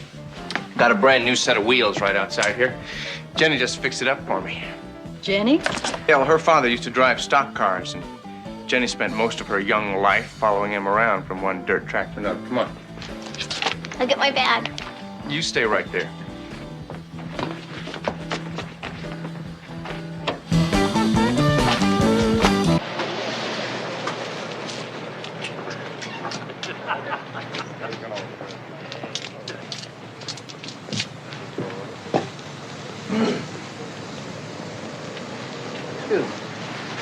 Dino Ramondi?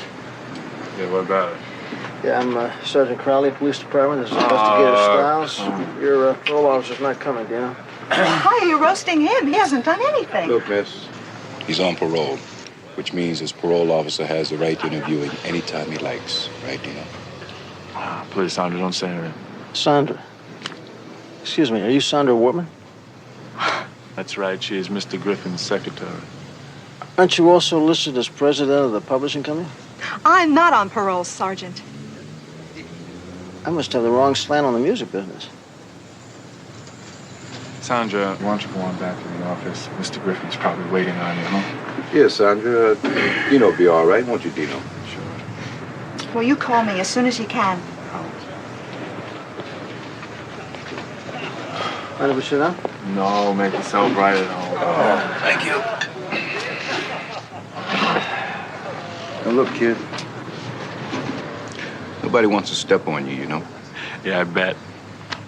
We just want to know what happened the night Bobby Potter died. Bobby died, period. Who could have got at his insulin? I never touched his insulin. I never said you did. But you're in a good position to know who could have. Dino, let me tell you something. You're in a hell of a lot deeper this time than a mere possession for sale case. Now, what about it? Look, listen, I gotta think about it. Give me a day to come up with something, all right? Just be careful you don't think yourself back into the joint. Yeah, where have you been all day? I've been trying to reach you. Listen, there were just two cops over here twisting me, huh? Yeah, I got you. Yeah. Yeah, all right, right. Okay.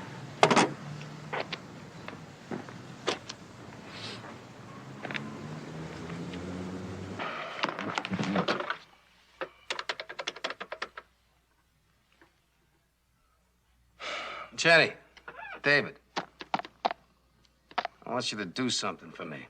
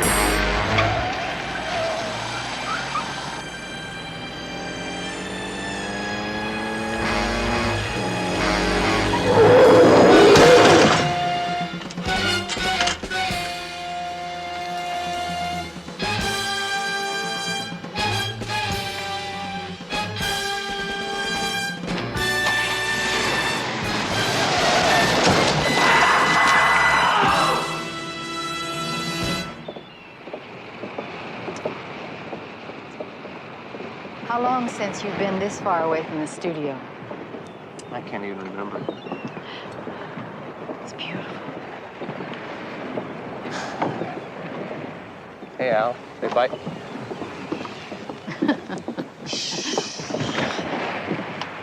You dig this?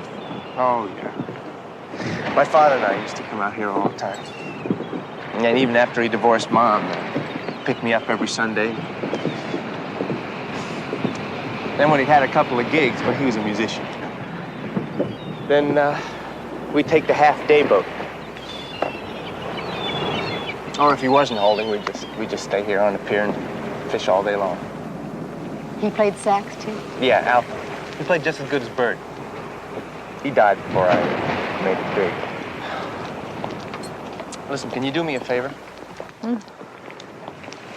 This article or whatever it is, could you just leave off on Mother? She gets hers every week. Okay. What about money? You have any idea how much you make every year? You kidding? I can't even count that high. Well, somebody must know. Yeah, you're right. I got it made. The American dream. Big house, big car, plenty of women like Jenny. Every time I turn my head, there are people falling all over each other to do what I want. Really? Or are they there to make sure you do what they want?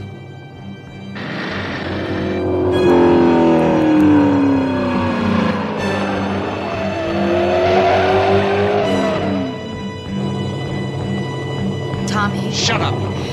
Tommy. What's bothering you? Nothing's bothering me. Why did Bobby want to leave the group? What did happen the night he died?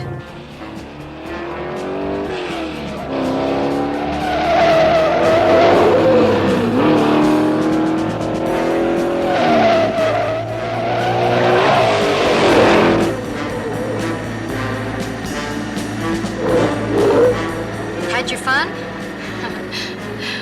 Maybe I better drive. I value my life, and you're too big an investment to end up at the bottom of one of these canyons. All right, out, get out. What? What? Tommy? I don't need you hassling me.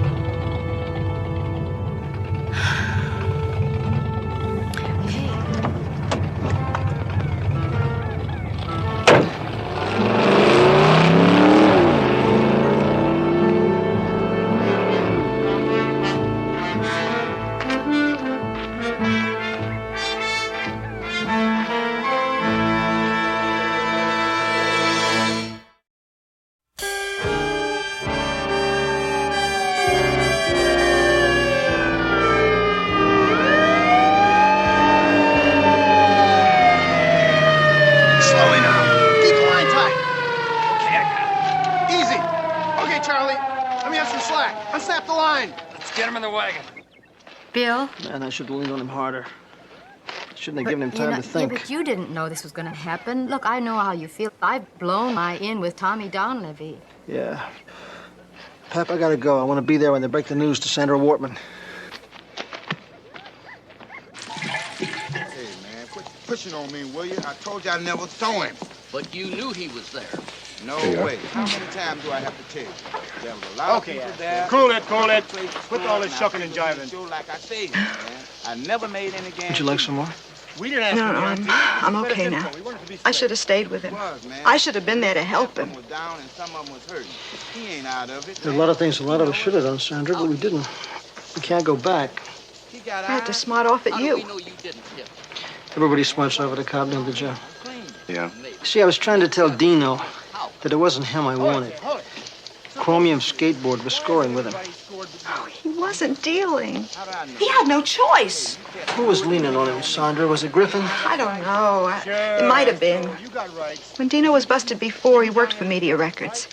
He was a promotion man. He called on radio stations. Well, look, Sandra, did Griffith get him the job with Tom Donlevy? You all strung I out. don't know. I guess so. Sandra, you're Griffin's secretary. You're also listed as an officer in some of his companies. I just sign forms, type minutes. Somebody has to do Yes, it. but you got your head together. Now, you probably got a pretty good idea what's going on, especially with Chromium Skateboard. It happens to a lot of groups. What happens to a lot of groups? Murder? Please. I know so little about any of this. Sandra, 2 people are dead. 2 people have been murdered. You want to help Dino? I said nobody can go back, but you really want to help Dino? Okay, here's your chance. It's all very complicated, and it's supposed to look legal. But all the money that Tommy Donlevy makes, he never sees it. They have papers his mother signed, agreements, long-term notes. Bobby Potter was making noises, right? He wanted an accounting. He was going to see a lawyer. Who's got these records? Where are they? In the office. But please, I don't want to go back there anymore. Okay. Sandra, listen, Investigator Stiles will take you home. He'll also call you as soon as the coroner will release the body. He doesn't have to. Of course I don't. But it'll make it a lot easier for you if I do. Sandra, did Dino ever score for the skateboard? Once. He really sweated. It's about 5 or 6 weeks ago. That's about the time Bobby Potter died. Right. Okay, I'll be in touch. Thanks very much.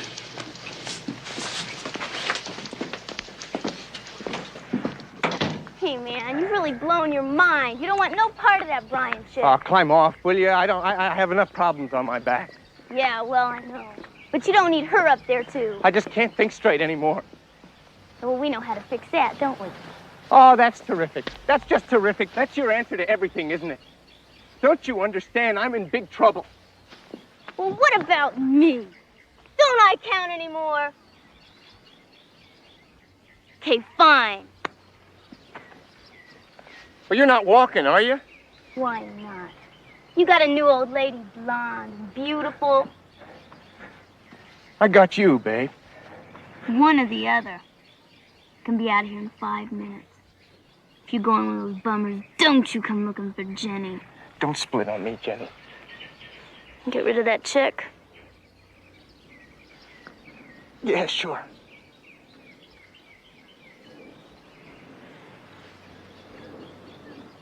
Hey, you're really hurting. Maybe I better make a run. Pick up something. You be okay? When are you coming back? A couple hours.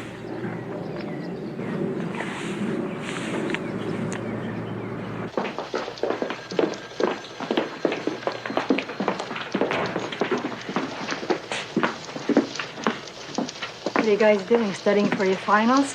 Yeah. Looks like we might flunk Griffin out. Just from those? No, not quite, but at least now we know what records to go in and subpoena. Looks like your friend Griffin is not a very nice man. Tell me about it. Well, looks like he launders mob money, among other sins. Crowley. Yeah, hey, Linda. You still taking pictures of Peter? Wait a minute, you can't say that to a cop. I'm looking at her even as we speak. Is that right? Okay, thanks. Oh, looks like you're still in. Tommy Donlevy wants to see you right away. It's very interesting.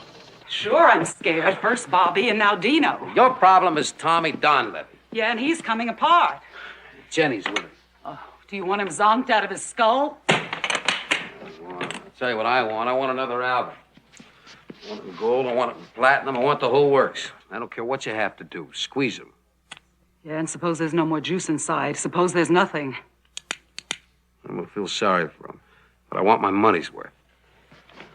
Well, what about that Bryant gal I asked you about? Oh, she's on the Dame magazine staff in New York. She wrote a novel a couple of years ago. Well, get me a copy of the book. I want to know everything there is to know about that lady. Hey, if she isn't worth it. I'll decide if she's worth it or not worth it. Give me the book.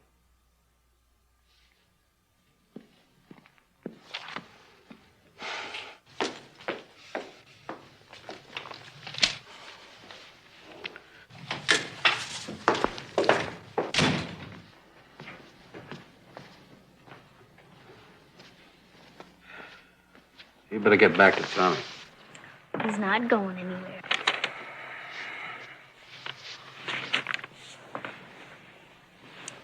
Dave, what are you going to do if Tommy can't get it together? Tough. On who? What do you think?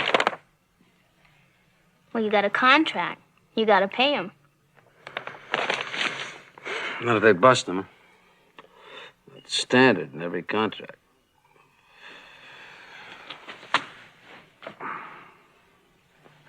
You're a mean dude. Who, me? Mm-hmm. I love mean dudes.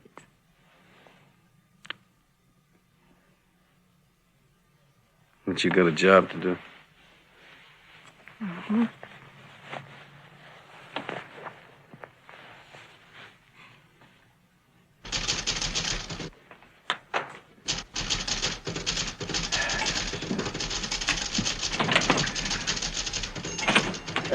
Mr. Griffin? Yeah. Yeah, I'm Sergeant Crowley. This is Investigator Stiles. I'd like to have a little talk with you, please. Inside. What's your name? Cloris. No calls, Cloris. Yes, sir. Whatever it is, I'm pretty busy. Yeah, we know how busy you are, Mr. Griffin. You see, we're conducting an investigation, and I need to take a look at your corporate records for Chrome Publishing Company, TD Recording, Skate Management. Wait. Not without a court order. Come on, Mr. Griffin. I think you're well aware that corporate records are open to the public scrutiny, aren't you? What do they say about fighting City Hall? You lose. Yeah. Rolling Wheel Productions. Give me the list. You can look all you want. Everything's straight. Fine, then you got nothing to worry about. Better not. I pay a big retainer every year to make sure of that. Legally, I'm clean. What about ethically? Ethically? Are you kidding? In this business, they made rich men out of a bunch of kids that should be pumping gas. Unfortunately, 2 of those rich men are dead, and the 3rd one's strung out on drugs. I'm nobody's mother. Yeah. What kind of an accounting did Bobby Potter want? What does that mean? I don't know. I'm just trying to establish fact, not a rumor. What about Tommy Donlevy? You ever get out of line? Well, shitty, I take good care of him. Obviously, somebody must be taking pretty good care of him. I hear he's strung out on smack all the time. Hey, wait a minute now. I don't have to listen to this. I'm going to ask you gentlemen to leave. Yeah, you're right, Mr. Griffin. You see, we're just trying to do our job, and sometimes we get a little carried away. Fact is, we're going to need your permission to have these records copied. You see, without your permission, I'm going to have to go down and get a court order and come back and confiscate them. It gets to be a big hassle. I'd like to avoid that, wouldn't you? Or would you? Go ahead. Thanks for your cooperation. Sorry there are no pictures.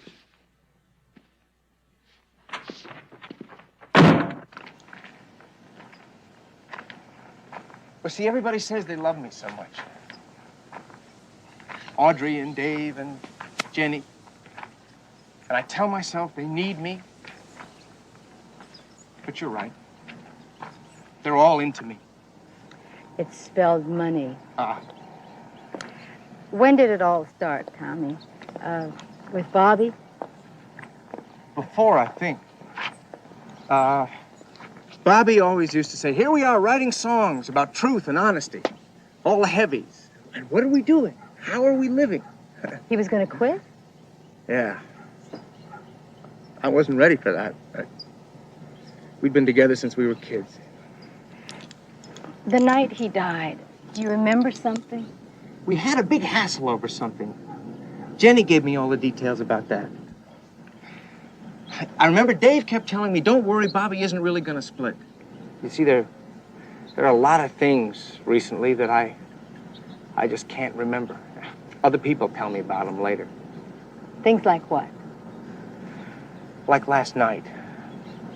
I'm really sorry about that, Monica. You know, it's just that sometimes people, they get to me, and I don't know what I'm going to do next. Did you come right back here after you dumped me in the canyon? Then what? Then I got spaced out, you know. No, I don't know. And you're going to have to be able to come up with something better than that for the police. Police? Why the police? Tommy, this is the real world. A boy was killed. People have to know why.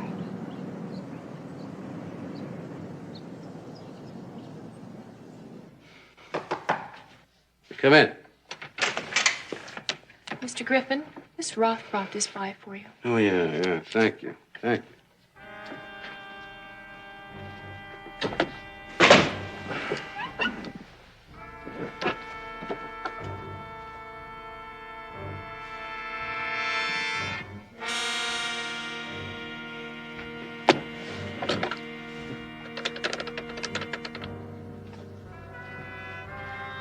Think about it, Tommy, okay?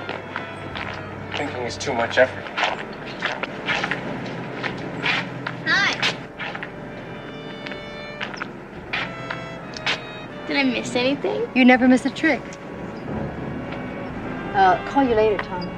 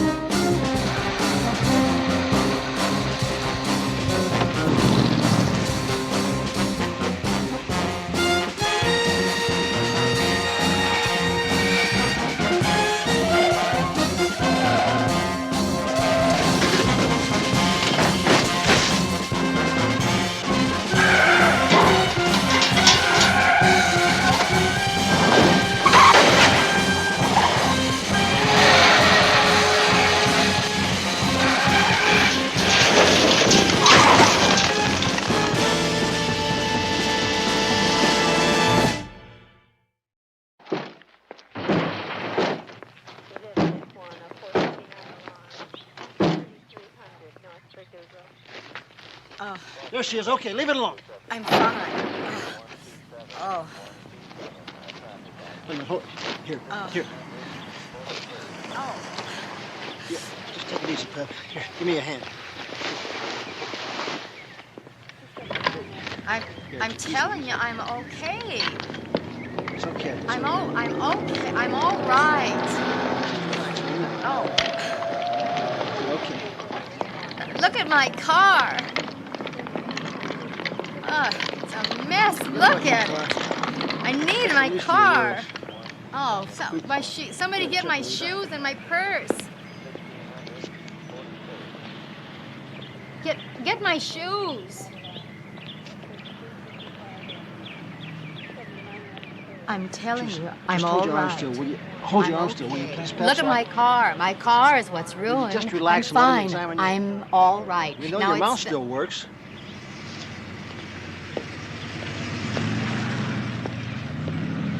Hey, Bill. Huh? Can I see you a minute? I'll be right back. Okay, get my shoes and my purse. Relax, will you? I'm telling you, it's just a couple of bruises. I'm all right. Ah, ooh. Somebody cut the emergency brake cable and the brake line. You're kidding. It's a good thing she had her seatbelt on.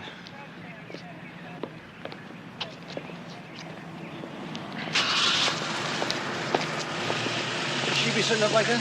Well, it's hard to believe, but she seems to be all right. See? I think she should stay off her feet for a while, though. What do you know about this? I don't know anything Somebody about cut the brake lines on her car. Now, what do you know about it? Did you have anything to do with it? it. It had to be Jenny. Well, she'll tell you. I was driving up the hill. I saw her. I stopped to help her. I was the one who phoned the ambulance. Are you sure she's okay? Yeah, just let her take it easy for a little bit, for a little while. You want to join us up at the top of the hill for a little conversation? I wouldn't, but if you insist, I will. You can ride up with Investigator Stiles. Joe, take her up. Okay, come on. Take it easy. Ooh, yeah, I'm all right. I'm fine. You realize how close you came there? Yeah, I noticed. I can't take many more of these. Here you go, Pep. Oh, thanks. Okay, Miss Roth. Now, you want to tell me what you know about Bobby Potter? Well, what about Bobby Potter? I don't understand the question. You mean you were not aware that he was going to knock down this sweet little deal of yours? Who was in on it? Let me tell you something, Miss Roth. Now, we have ways of getting to the truth. We just subpoena you before the grand jury. But we're offering you immunity. There isn't much time. We still don't know where Tommy and Jenny have gone. I don't know. I swear I don't know. Then why don't you just start by telling us what you do know? If I were you, I'd listen to him. You don't have to go to the end of the line with the others. You can do yourself a favor. Well, I guess you could say I was part of it. Who wouldn't? We had a good thing going, Dave and I. What about Dino? How'd he fit into it? He was Dave's man. He used to distribute drugs for Dave when he worked as a promotion man. And what did Jenny get out of it? Plenty. She enjoyed watching Tommy sweat. Oh, man, she's one bad chick. I have a pretty good idea where Jenny might have gone, one of two places. The office? Yeah. Does he keep a gun at the office? Yes. And he might use it. Let's have the keys.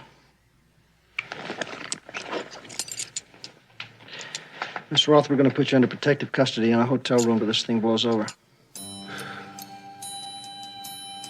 Yeah, Bill, Joe. I just checked out Griffith's apartment. Stake it out. You got it. Sergeant Crawley? Yeah. We got a radio message. The van was spotted on a supermarket parking lot over on Macon and First. We got a unit standing by. Close enough. Yeah. Listen, have your partner cover the back. You take the front.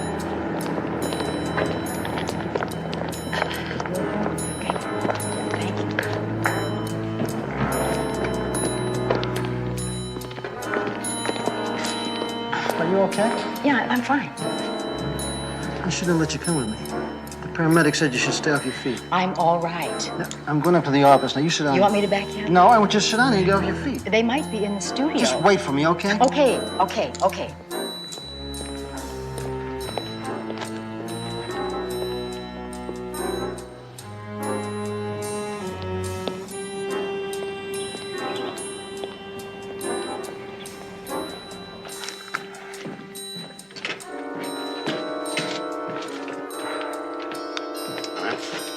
How long is this gonna take? Less than it took Potter.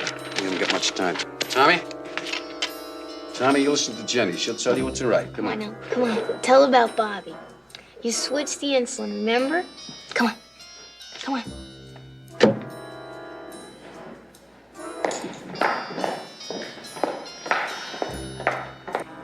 Tell about Dino. Dino's dead. I know Dino's dead. No, come on. Come on. Come on.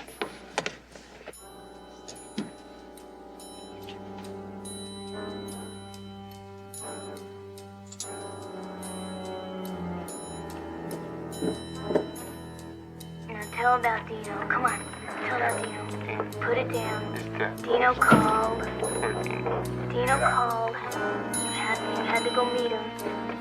He was going too fast. Come on. Too fast. He was going too fast. Come on. Write it, baby. Come on.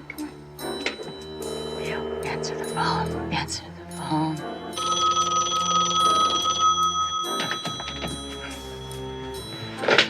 Yeah? Bill, they're in Studio A. Hurry over.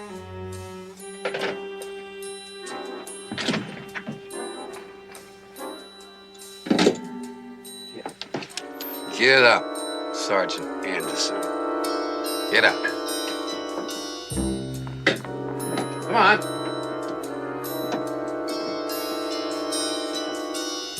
Get in there. Come on, sign it.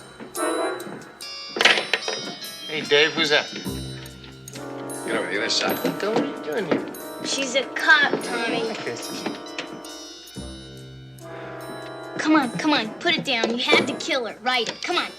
No, You had to kill her. I'm not gonna. I can't. I won't. Write it!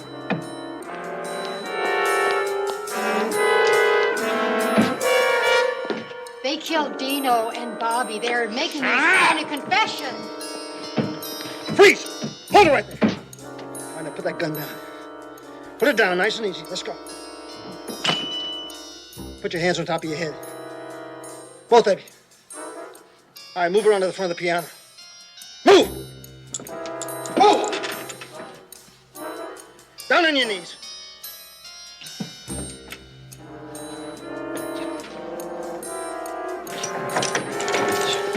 Hold it! You better get an ambulance. This kid's in bad shape.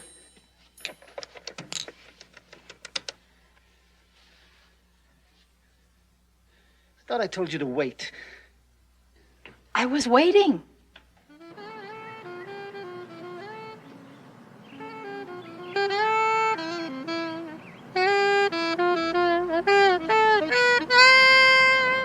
Isn't he great? You're really something else. I got a sneaky feeling it won't be long before you'll be back in the recording studio. Well, maybe with this, but no more funny clothes. You don't have to worry about your clothes. We'll just let it happen, okay? Okay. Hey. We'll drop by in a week or so. All right. See you in a couple weeks. Okay, thank you.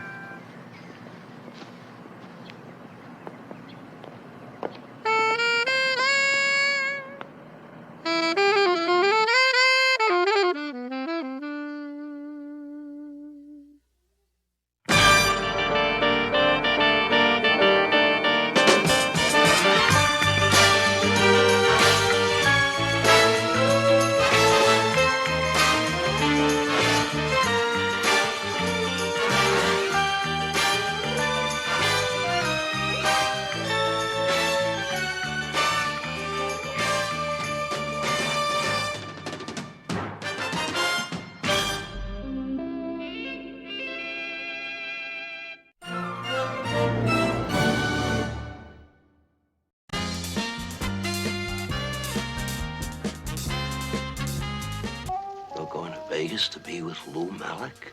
I can get to him in ways you can't. It is Mr. Malik. I can guess by all the nice things I've heard about you, especially your tact. You say something. Grandpa?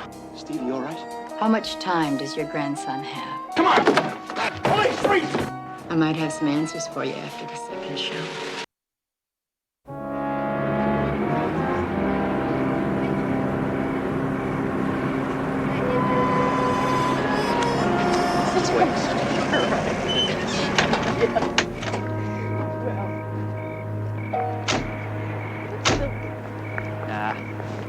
Hey, sorry I made such a thing about going tonight. I had a terrific time, I mean it. It was a good dinner. I'm not talking about dinner, I'm talking about him. I know what the world thinks of my grandfather. But I'll tell you, Kate, he's a beautiful, basic man. He's never disappointed me, and I never seen him hurt anyone. And he orders excellent wine. And he's proud of you. Not that I blame him. I'll see you upstairs. I got a chemistry final tomorrow. I'll be up all night if I want to get any kind of grade. Just, for a few minutes? Tonight I have character. Tomorrow night, I'm a pushover.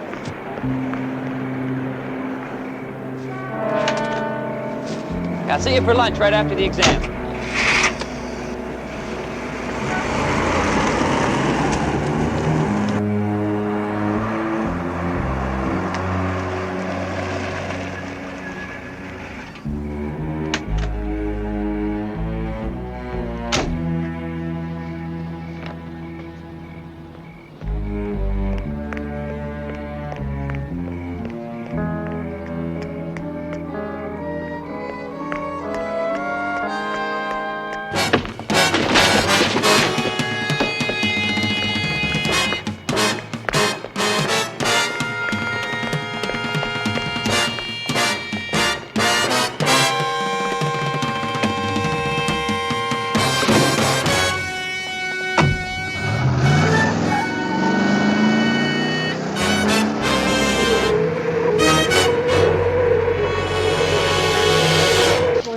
Show up for lunch. I knew something was wrong. Yeah, well, why don't we just step into my office here, Miss Harper? How well did you know this Stephen Glass? We've been going together for the past 2 years. When he graduates, we're going to be married. I see. Was he particularly tense or nervous last night? No. He was relaxed, loose. We both were. We had dinner at the Brentshire Inn with a friend. Miss Harper, you understand that just because a young man hasn't contacted you for 12 hours doesn't necessarily mean that he's missing. I know something's happened to him. His books, he didn't just drop them in that parking lot. Miss Harper, does Steve's family have money?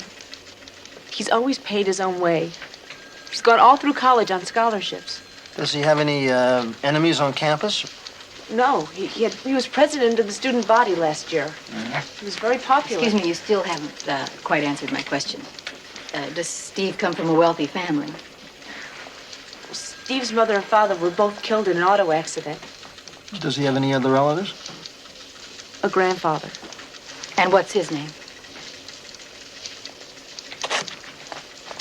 What's his name, Miss Harper? Morris Hirsch. The Maury Hirsch? Does Hirsch know about his grandson? I don't think so. Again! Maybe it'll help remember. Now, you tell Mr. Hirsch, and you tell him fast, who left the note on his car. I told you I don't know. I can't watch everybody. Chauffeurs come in for limousines. The car rental people come in for pickups. Chauffeurs, car rental, Coxey's Army walks in and out of garage, and you don't ask any questions? I usually know the people. How am I supposed to know who they were? Yeah? Tell him I'm not dressed. Tell him to come over in 5 minutes. Here. Wipe the blood off your face. Clean yourself up. Vito, give him 100. And understand, it's to keep your mouth shut. Yes, sir, Mr. Hirsch.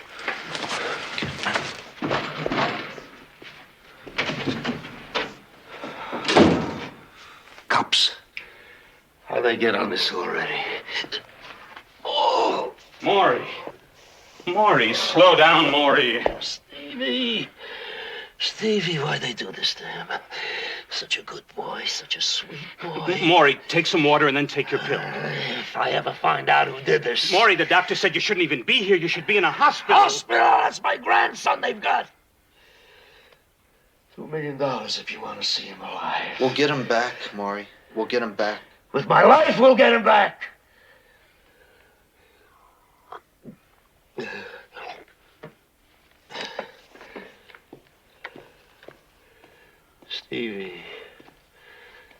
Stevie, I never let anything touch him. I never let him see what we knew. He's got no scars to hide from the world.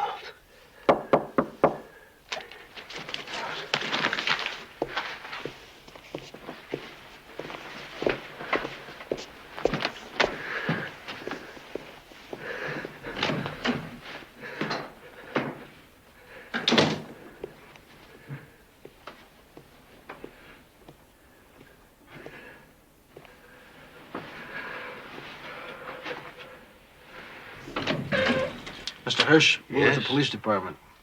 I'm Sergeant Crowley. This is Sergeant Anderson. She's a sergeant? How do you do, Mr. Hirsch? What a waste. Could we come in, please? Thank you. Thanks. Well, what's the new complaint? The White government requested that I fly in from my extended vacation in Spain, and so here I am, Morris Hirsch in person. There is no complaint, Mr. Hirsch.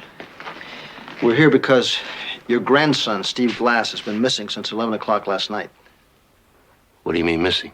Well, I mean, he didn't show up this morning at the university for an examination, and he didn't show up this afternoon for a date with his girlfriend. We can't locate him. Well, you know, nowadays, kids, he's probably out playing around. As a matter of fact, he's phoned me every day since I arrived. Has he called you today, sir? Oh, he'll phone me this afternoon, you'll see. Mr. Hirsch, Steve's girlfriend... Kay. Her name's Kay. We met. Mm-hmm. She came by to see us a little while ago. She said your grandson means a great deal to you. Look, it's none of your damn business how I feel about my grandson.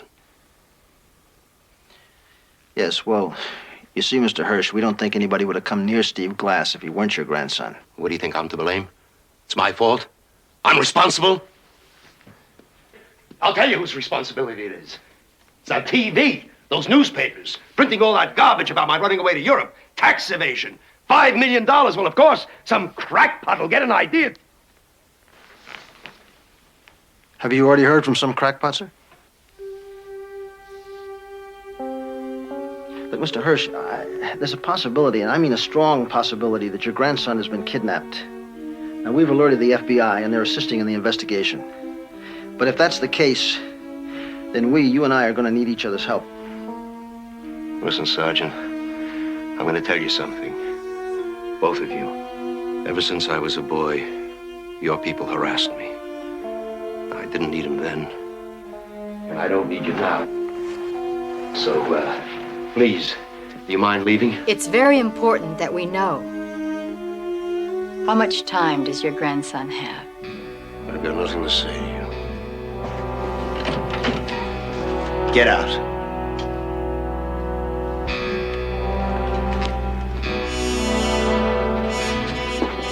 Incidentally, if you do hear from your grandson, we'd appreciate a call.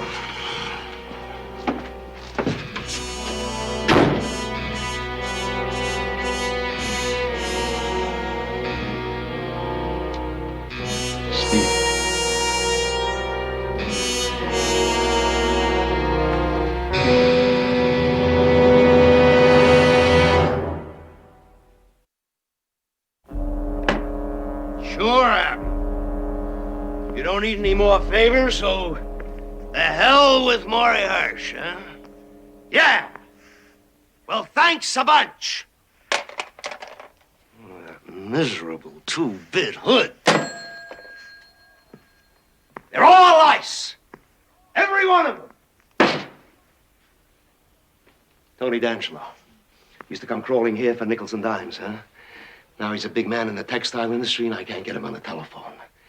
Mel Waxman needed money for a new book. I put up every cent. Now he owns half the town, and he can't help me because he has a cash flow problem.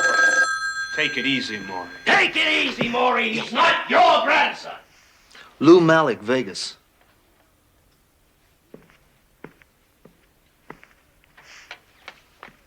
Louis. Maury, it's good to hear your voice. We missed you. How are you, my friend? I heard the news about the boy. And I want you to know I can get $50,000 to you right away. Louis, it's good to know I've got one friend.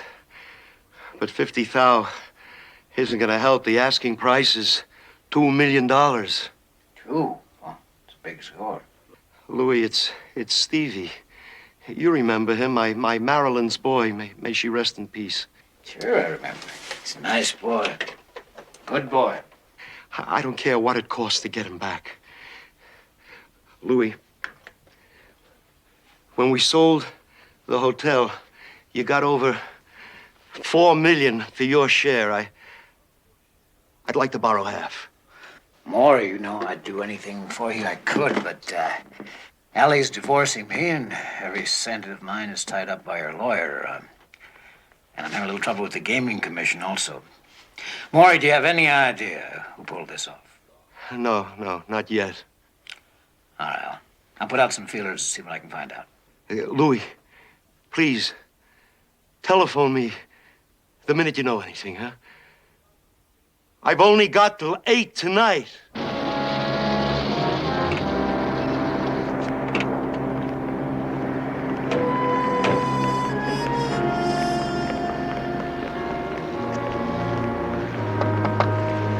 Herbert, I want Zoe to have her bath. Lady. And you tell her when I get home, what is this? What's the matter? What in the world is going on here?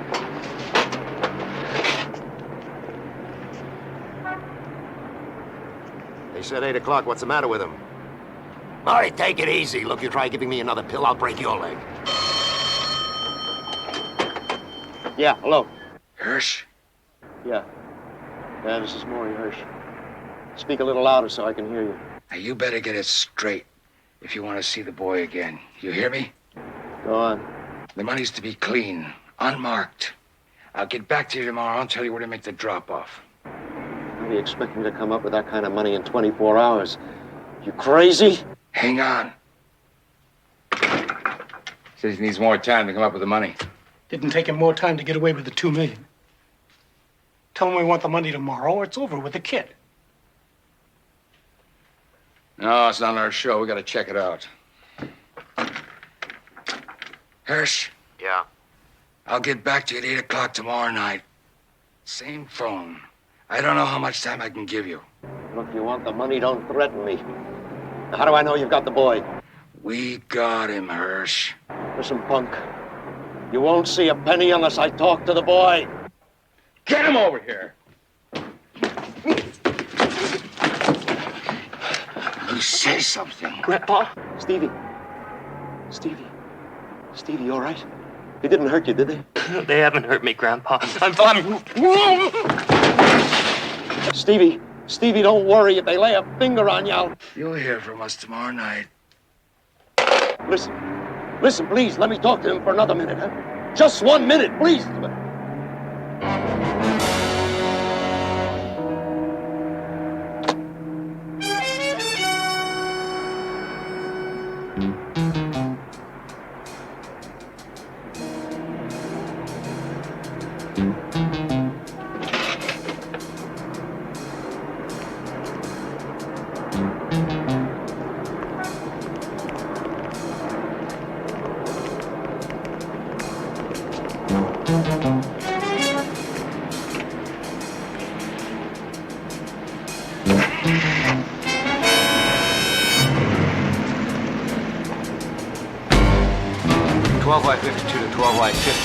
Fish picked up the call and he's heading north toward the valley.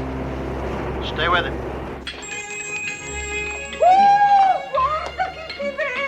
Maurizio, caro! Oh, good to see you again. Oh, it's been such a long time. You know, I heard you were back, and I've been wondering, ma when is he going to come in here? And now here you are. Ma guarda un po'. Come stai? Yeah, I'm all right, Mama. I'm fine. Vieni, come back to your old table. Proprio là, al tuo posto solito.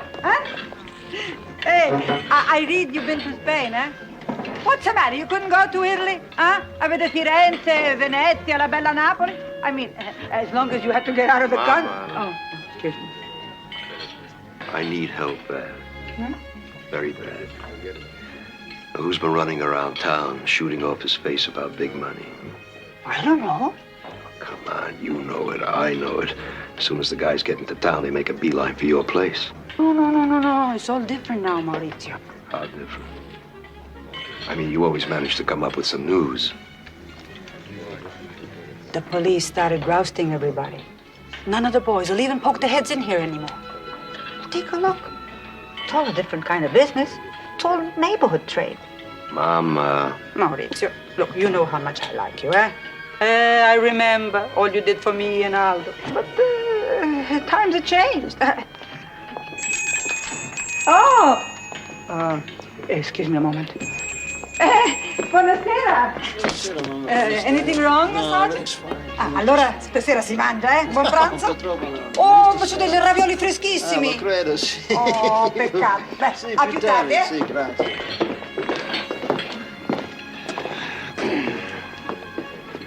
Hello, Mr. Hirsch. Mr. Hirsch? Don't you people understand? I asked you to stay away from me. Keep off my back. I figured you might come out here for a little information. Unfortunately, Mama doesn't have so much information anymore. I think we can do better. Could we talk to you alone, Mr. Hirsch?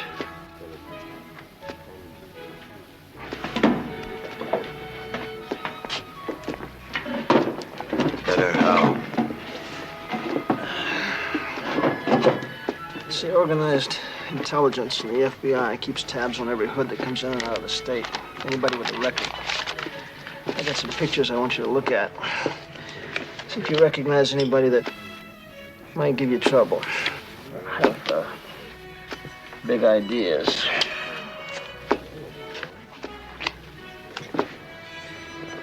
Anybody?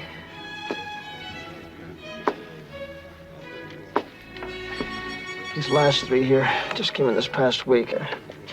Nick Pappas, Frank McGuire, they just got out of San Quentin about a month ago.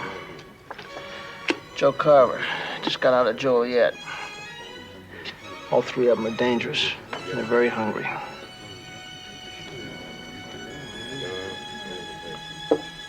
Sorry.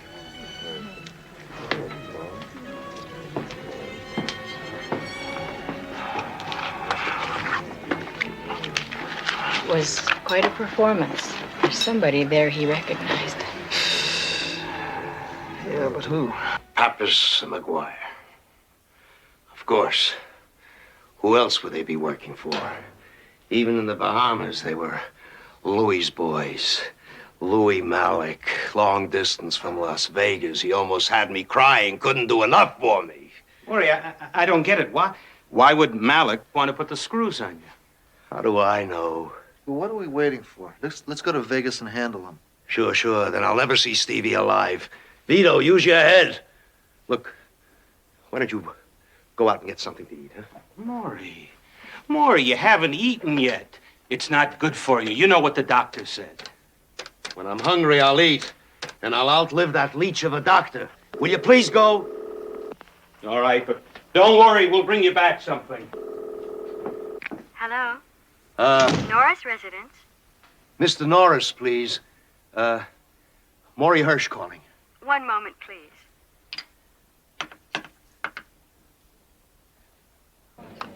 Yes, Maury. Hello, David. How are you? Fine. That's good. Listen, David. Maury, I can't talk right now. We're giving a party. You know Elma. If something's worrying you about the case, I'll call you in the morning. David, it's got nothing to do with the taxes. Now listen to me. Your firm has a representative in Switzerland. I need his name. I'll wire the bank. I want him to pick up $2 million, get on the first plane out, and be here by tomorrow night. Maury, you gotta be insane.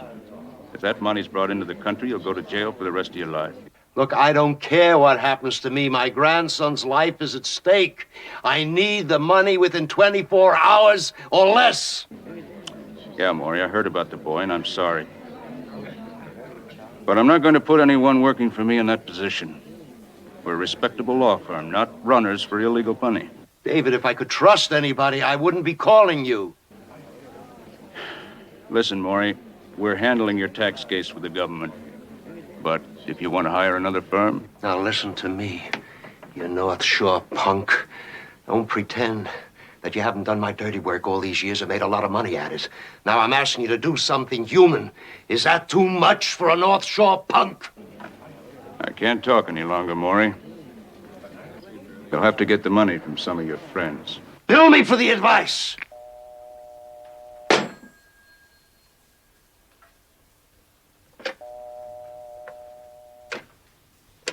Operator. This is Mr. Hirsch, Bungalow 3. Get me a taxi.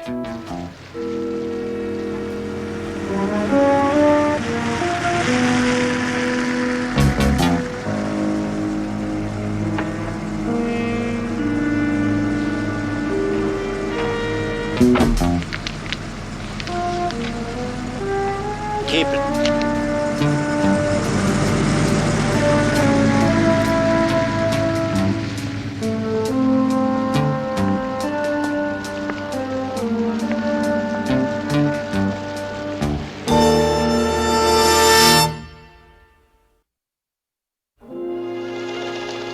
Told him what he wanted to know. Now he keeps me sitting here like an office boy. Well, I'm sure what he's checking out's important. Give a man a badge and suddenly he's a big shot. Sheldon. Sheldon, when you wanted to go to work in Nevada and you needed permission from your parole officer, I went to bat for you. Remember that? Huh? Okay, well, I know. I want the favor returned. Sergeant Anderson has to be working at the Palmetto tomorrow. Okay, that's more like it. She'll be there in the morning, in your office. Yeah, and she's working under the name of Joanne Marlowe. Joanne Marlowe. Yeah. Sheldon, take my word for it. She's no dog. Thanks. You really know how to turn a girl's head. Yeah, and that ain't all. Mr. Hirsch, will you come in, please? Less than 24 hours and you keep me waiting? Yeah, well, let's talk about that. You're gonna have to stall him, Mr. Hirsch. Tell him you got part of the money, but it'll take another day or so to get the rest. You know, sometimes like now, I feel I ought to go to Vegas and handle this myself. Yeah, let me remind you that you're under federal injunction not to leave the state, okay? Oh, my dear God.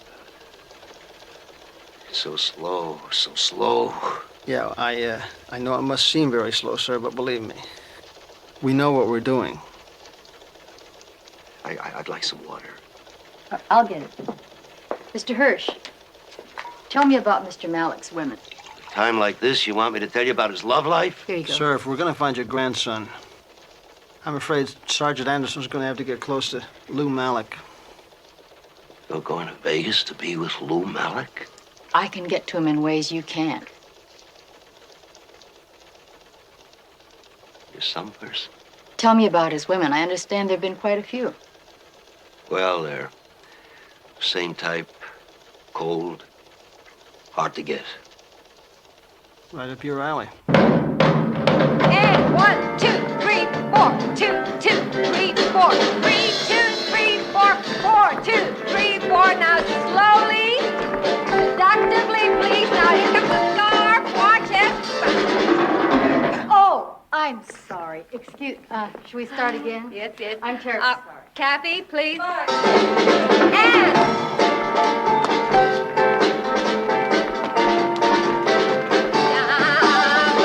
Oh, that's better. Okay, now let's take it and smooth out rough edges, and we'll take it from the shake.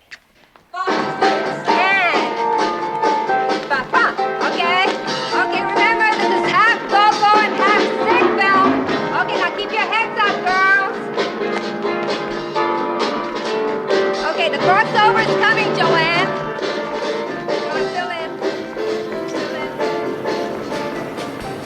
Who's the new blonde there, Sheldon? Marcia's out with the flu. I had to put another girl in. Thought I told you if we had an opening, put in the mozzarella kid. Yeah, I know, Lou, but the blonde's worked for me before. Miami, a couple of other shows. She's reliable, and I needed someone right away. Sheldon, my Sheldon. I tell you, I want you to put in the mozzarella kid. I mean, I want you to put in the mozzarella kid. You can oblige me in that area, correct? Correct, Mr. Malik. It is Mr. Malik. I can guess by all the nice things I've heard about you, especially your tact. Tell Miss Mozzarella she goes on tonight with my blessings. I need this job like I need a hole in the head. Well, wait a second, Willie. Shelley, save it till you got something with a little more class. You. Rehearse.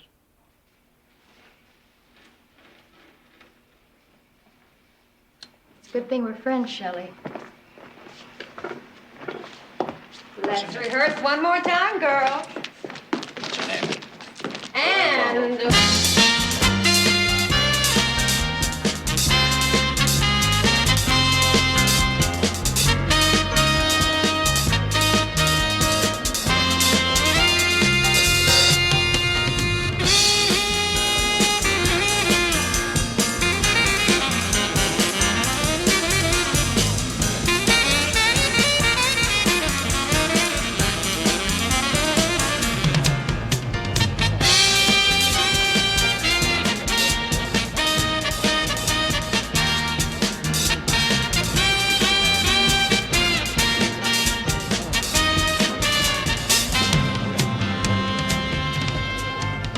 You really must have something, honey. This is the first time Malik's been in the lounge in weeks. I'm all goose flesh.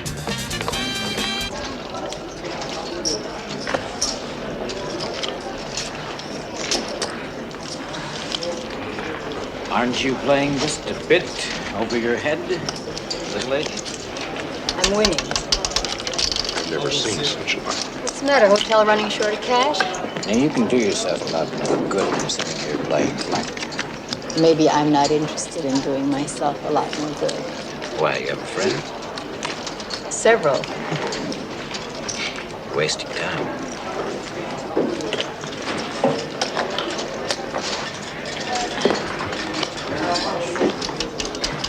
I'm on a streak. It'll get even better.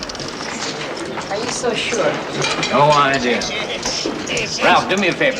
Cash these in and add 500. Give them at the cage for Miss Joanne Marlowe.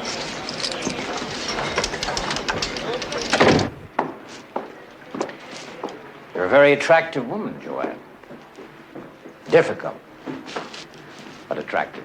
Well, when you want one, you get the other.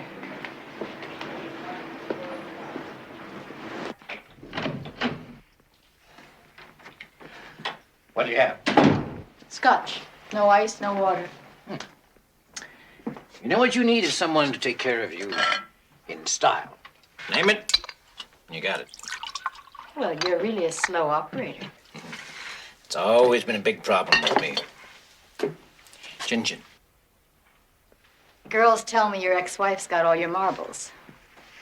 And the state's taking a look at your books. Don't you have enough trouble without me? I can handle it. Excuse me. There are resources. Hello. I told you not. I'll see you downstairs, Joanne, all right? I don't mind waiting. I'll see you down in the casino.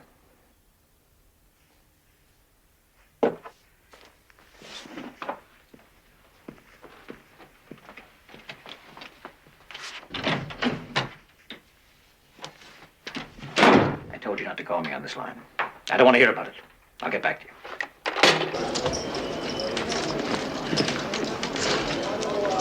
That was a short courtship, lady. You just got a call and threw me out. Heads up.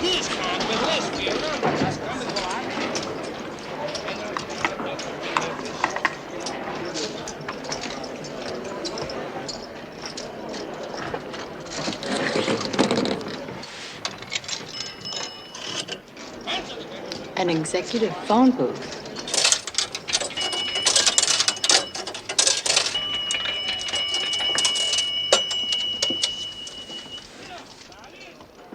What's so important you had to call me on the private line? Lou, something stinks. I gave Hirsch the extra 24 hours like you told me. Then he gives me a big song and dance about the money having to be flown over from Switzerland. He needs more time. He got the kid. What are you worried about? It sounded phony, like he was setting us up for something. I don't like it, Lou. Lou, I know Hirsch. He swindled her out of $2 million on that Palmetto deal. And he's gonna do it again. All right, next time you talk to them, tell them if we don't have the money by midnight, there won't be any more phone calls. I'll call you back after the drop.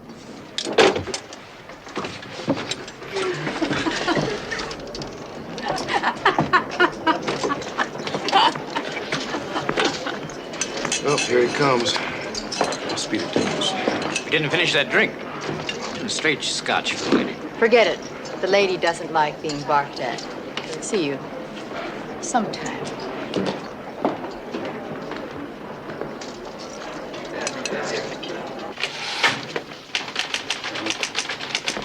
Keep spelling alleged with one L. Yeah, well, I don't want to make captain. I like it down here with the troops. Farley. Bill, it's me. Hey, Pep. You've got to sit on Hirsch. For how long? I need another 24 hours. Pep, I'm getting a lot of pressure from this guy. Bill, we're working as fast as we can. Malik is nobody's fool. He makes his contacts from a payphone. Now, we got to trace one of those calls if we're going to find Steve Glass. I just don't know how much longer I can sit on him. Put cold towels on him, anything. Just make sure he stays where he is. Okay. I got Myers on him now. I'll get Pete on him round the clock. Please, let me talk to him. Just for a minute. Listen, please, let me talk to him. Just 1 minute, please. Please. Come on, give me a break. Look, you didn't give me any time at all. What do you want from me? Look, just a little more time, that's all, huh? Please, a little more time. And I'm begging you this. Come on.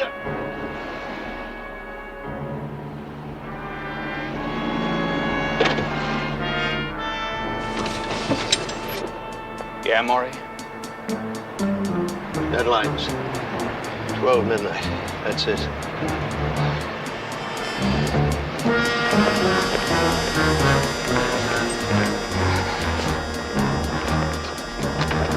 Did you make all the arrangements? Yes, everything's set. We'll be in Vegas by 10:30. There's still cops, boy. You gotta be an idiot to rely on them. Down, punk.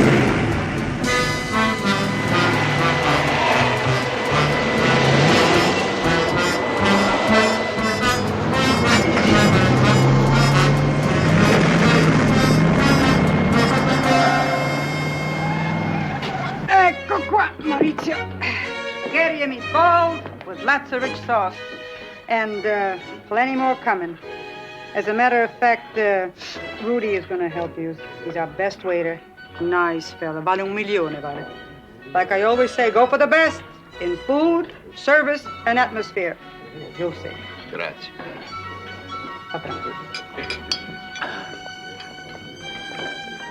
Rudy!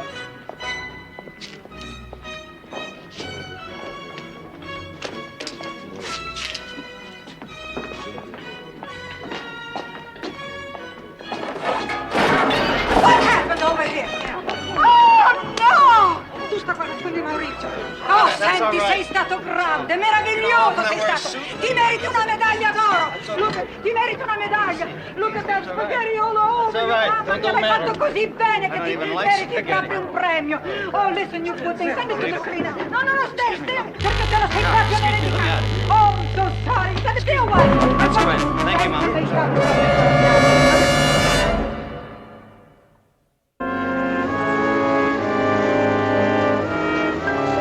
That makes up for my lack of tact. You're kidding. This went out with what they used to call the sugar daddies. Yeah, but they're for real. Then give them to your ex-wife. She can wear them to the supermarket. You know, Joanne, you could do a lot better if you get that chip off your shoulder. I told you I got no complaints. Cool down, Lou. Pour us a drink. What are you working for? Dancing. Miami here. Keeps me off the streets, and it's good for the ankles. Look, I can hardly breathe for the stocks, the jewelry. Tomorrow I'll drive you downtown and we'll look at some real estate. I'll think about it. When are you going to stop stalling? Tell you what, Lou. I might have some answers for you after the second show.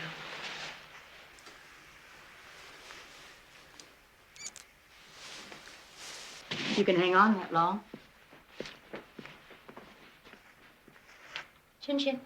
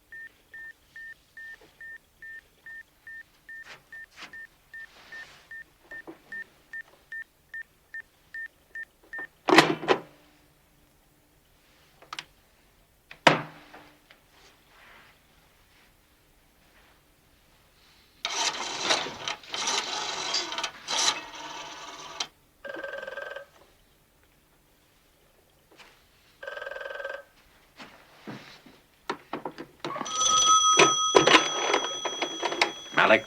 Yes, sir. This is a telephone repair service. I just repaired a break in your line. It was reported out of order, and there have been several emergency phone calls from area code 311. 311? Yes, sir. Did you get a name? No one left a name or number, but now that your service is restored, they'll probably be calling back. If there's any more trouble, please let us know. All right, thank you.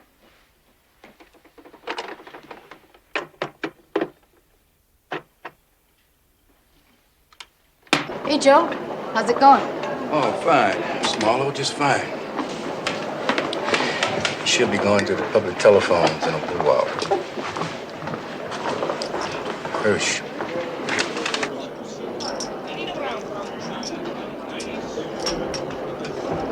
Joe, get over there and see what you can do. I'll keep an eye out for Malik. I gotta get that number. Right.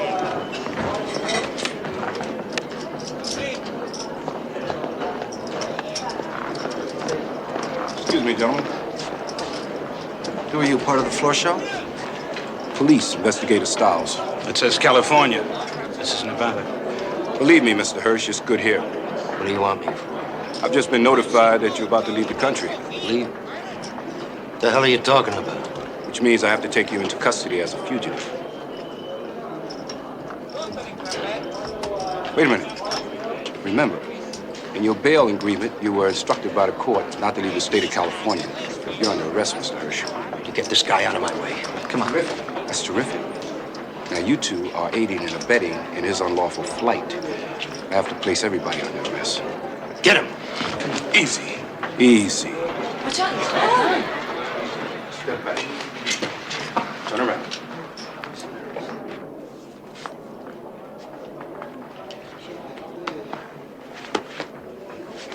Well, isn't this sweet? Hey, Deputy, give me a hand here. Hi, Mr. Hirsch. Good to see you again. Ralph, how are you? Fine, fine. What's the problem?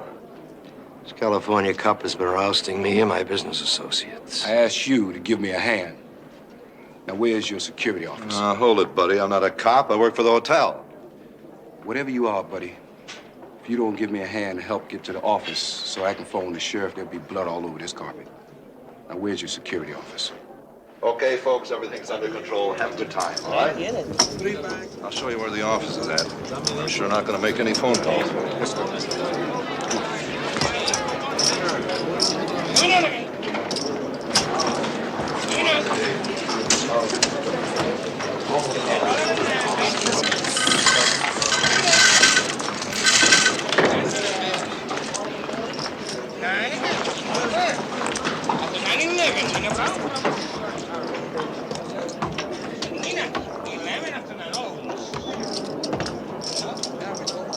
What do you mean, what's going on here?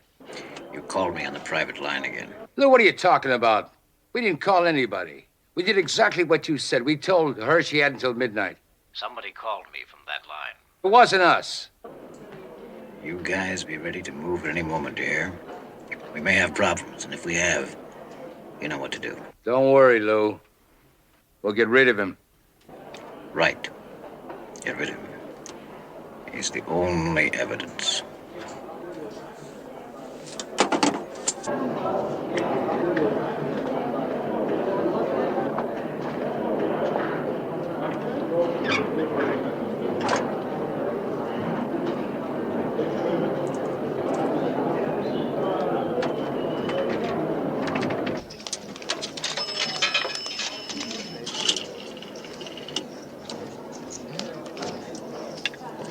Operator. Operator, this is Sergeant Pepper Anderson, police officer. Local? No, out of state, registered. I see. I'll have to ask for your code and number. 311-794. 794. Right. Well, thank you. And how may I help you? There was a phone call placed from this phone just a few minutes ago, and it might have been out of state, probably to the 311 area. I'd like you to run a trace on that call. When you get the number back, notify Sergeant William Crowley. That's Crowley at this number. 311-555-9000. He'll have the subpoena. Thank you. It's the police. They want me to run a tracer.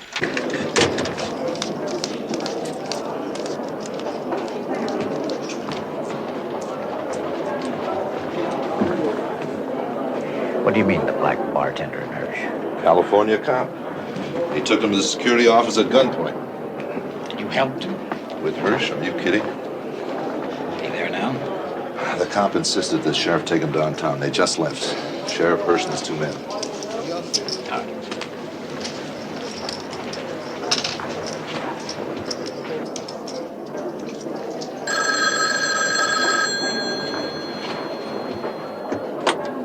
Yeah. Sergeant Pepper Anderson, please. Sergeant who? What are you talking about? The police officer who just used this phone. I have some information for her from a Sergeant Crowley in California. She just used this phone. There's no police officer here.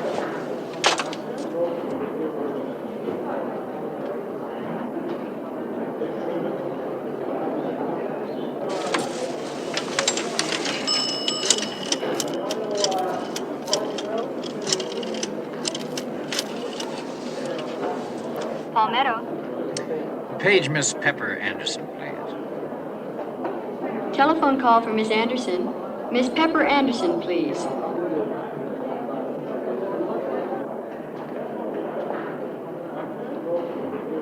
Telephone call for Miss Anderson.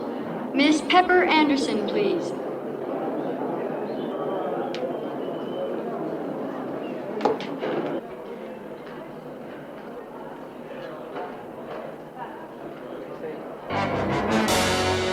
Yes, did you have a page for Miss Anderson? I have your phone call, sir. Canceled it. Canceled? Yes, ma'am. Well, do you know who it was or where it came from? No, ma'am. Do you know if it was from in the hotel or outside? Outside phone, ma'am. Is there any way to trace it? Pepper, where have you been? I've been looking all over for you. How about it? You and me upstairs, another little drink. Who's Pepper? You are, Sergeant Anderson. Come on, let's move it. Be good for the ankles.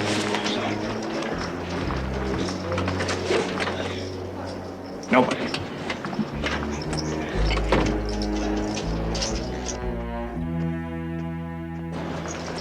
Hey, Mac, have you seen the Marlowe girl? Who? The new girl, the blonde you were dealing to earlier. Oh, yes, yes. I saw her go upstairs with the boss.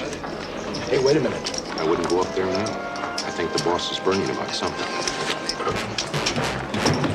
Come here. Not this time, buddy.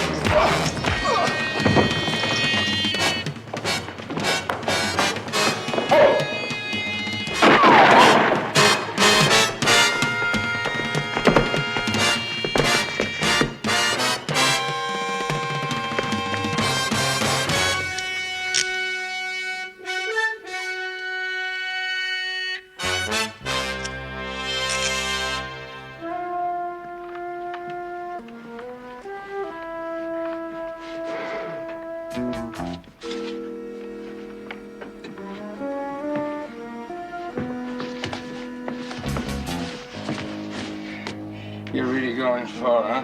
Come on, get up, get up. Get up, get up. Get up. Get up. Lizette! Lizette! Lizette! I know she's in there. Well, she just won't come out. Lizette! You better come on in here. A couple of drunks are ready before somebody calls the cops. Hey, come on. Don't touch your hands. Put your hands on your head. Don't even think about it. Put your hands on your head. Don't touch it. That's right. Back up. That's good, boy.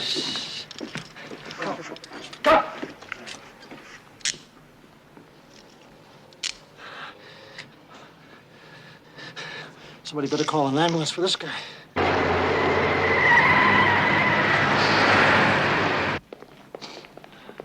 Dr. Casey, admitting desk, please. Dr. Casey, admitting desk, please. How is he? He's not hurt bad, is he? Well, he had a pretty bad beating, Mr. Hirsch. He'll be okay. And the mental part, emotionally, what happened? He'll be okay? He's strong, Mr. Hirsch. I know him. But For what? well, he said something. He heard something about some dealings between you and Mr. Malik when you sold the hotel.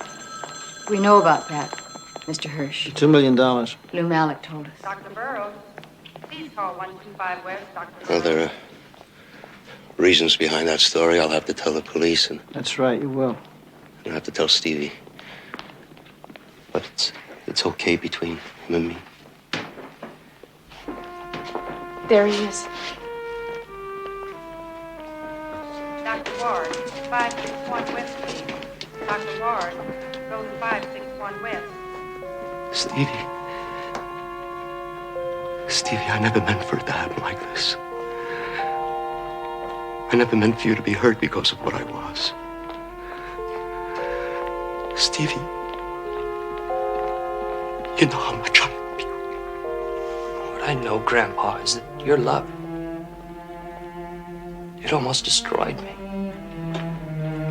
And what? I need some time to think things over. Dr. Hines, outside call.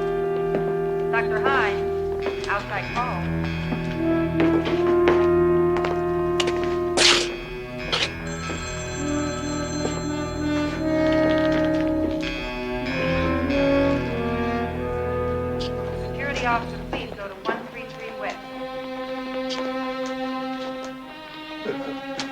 Miss Grandfather.